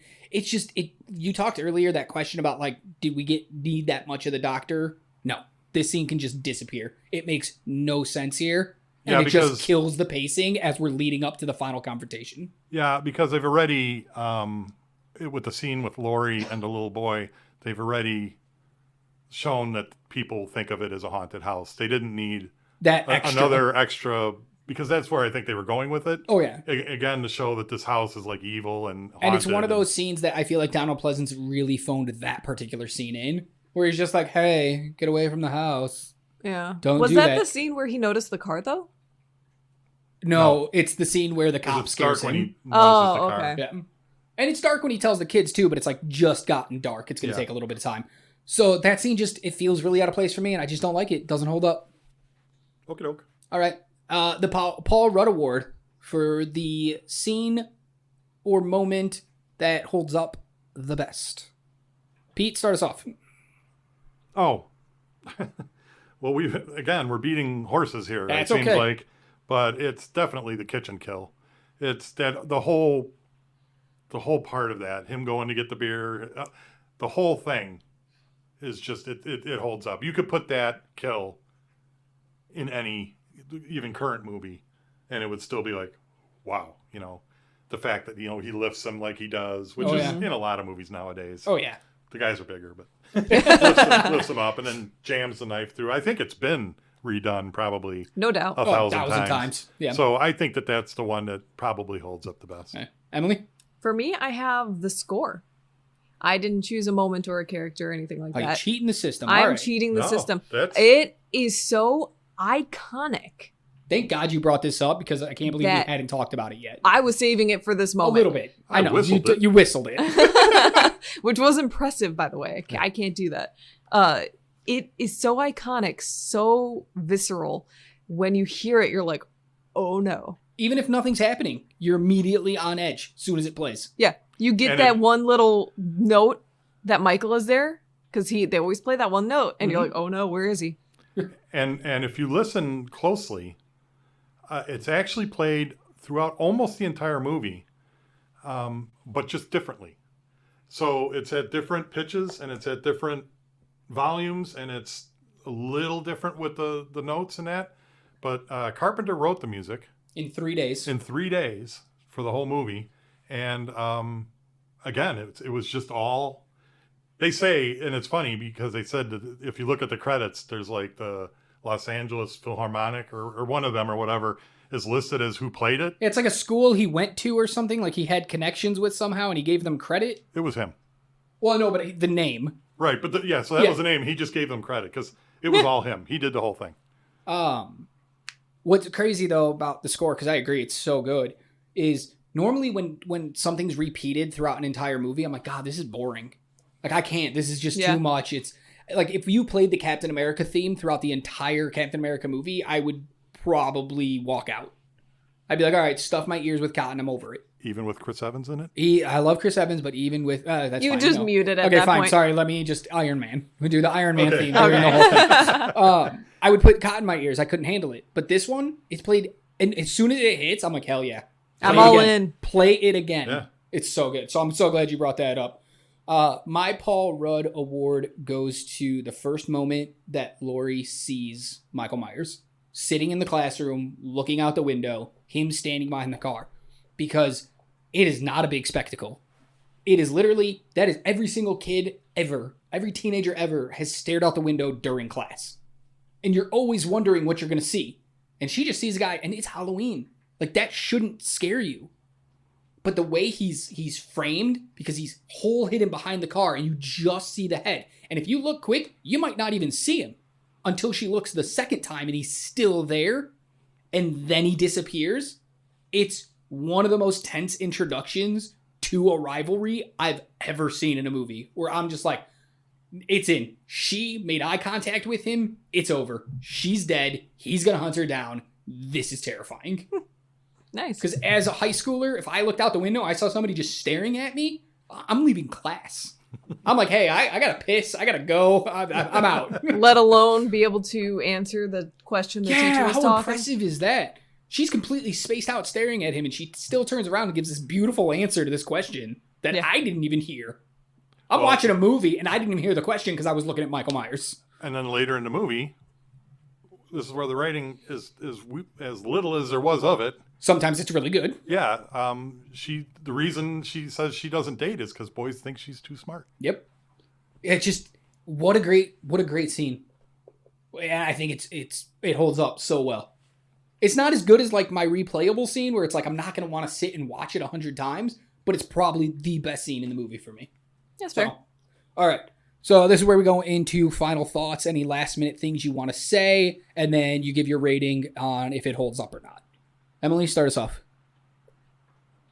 So I have to kind of preface it in saying that because I am seeing it for the first time today, that I have my view skewed on how many memes and parody videos and everything that there is out there about this killer in particular. So whenever I saw him more comically than I did scary, which it shouldn't be. And that's on me. So for me, in this day and age, because of everything that's going on around it and some of the issues it had technically, I don't think it holds up. You guys can question it. No, but it's you had very valid reasons Very as to valid. why it doesn't hold up for you, and I can't argue that. Yeah. All right, Pete, what do you think? Final thoughts, and does it hold up for you? Final thoughts on Halloween is that I'm always just a little sad that after the movie that we saw, Halloween, after the movie I saw in 1979, that filmmakers said, wow, that's amazing. We need to do it. And then decided to totally ignore really what made that movie as good as it was and turned it into a complete body count gore fest, which is the exact opposite of what that movie wanted to do. So to give you an idea, in 1979, along with the re-release of Halloween, Friday the 13th came out. We all went to see it and laughed through the entire movie because there's absolutely no tension. You don't care about a single person in the movie. yeah. And there's just a lot of blood and guts and everything like that. So those Oh, are yeah. my final thoughts on the movie. Does it hold up? I think, production value wise, you can always nitpick it to death because it was made for very little money in a time where the technology wasn't available like it is now. But as far as a story and as far as, gosh, you got a place in history, boy, does it hold up. It's I think, necessary viewing, especially if you're a horror fan. If you want to see where all of these movies came from, they came from Halloween. So I think it's definitely worth a view. I think it holds up. Yeah. Very, very, very well said. Yes. Piggybacking off of actually both of you, because I'm on the fence. I didn't have a decision coming into the podcast today. I thought maybe, talking it out would sway me one way or the other. But both of your final sentiments of, it's been memed to death already. He's become a joke of himself, especially in his sequels. Not that we're going off those, but just the way he's been portrayed in media. It doesn't hold up in that aspect. But then looking at it as in like, this changed horror. This is like Citizen Kane. It may not be the best movie ever made, but what it did for filmmaking makes it one of the best movies of all time. And that's what this did for horror. And so in that aspect, it holds up.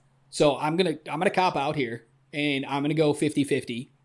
I'm right on the line.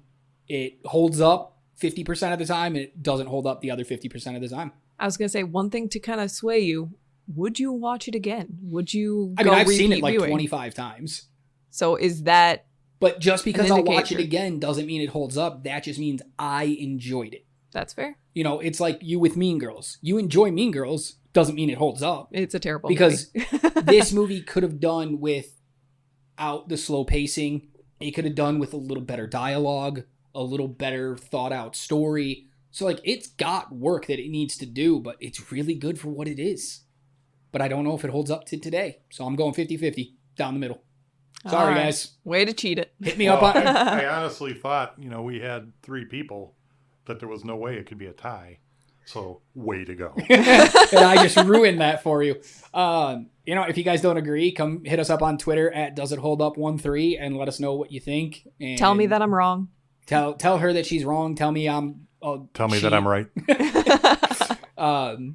You can also find us on TikTok at DoesItHoldUp_ between each word. Instagram, DoesItHoldUp13. YouTube, Does It Hold Up? And Facebook, Does It Hold Up? We're everywhere. Did you guys get that? It's basically Does It Hold Up Anywhere. Search for it. We use the same image on everything. So just search Does It Hold Up? You'll see our little picture.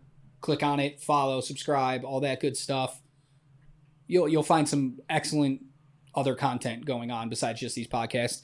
Don't forget to come join us on Tuesday for the sequel reboot of Halloween. Which I don't even know how you're going to do since you went 50-50. I don't know. I'm going to have to figure that out. It's going to be weird. And in the meantime, you guys always know the rule. Keep watching movies. Bye. Bye-bye. Thanks, Pete.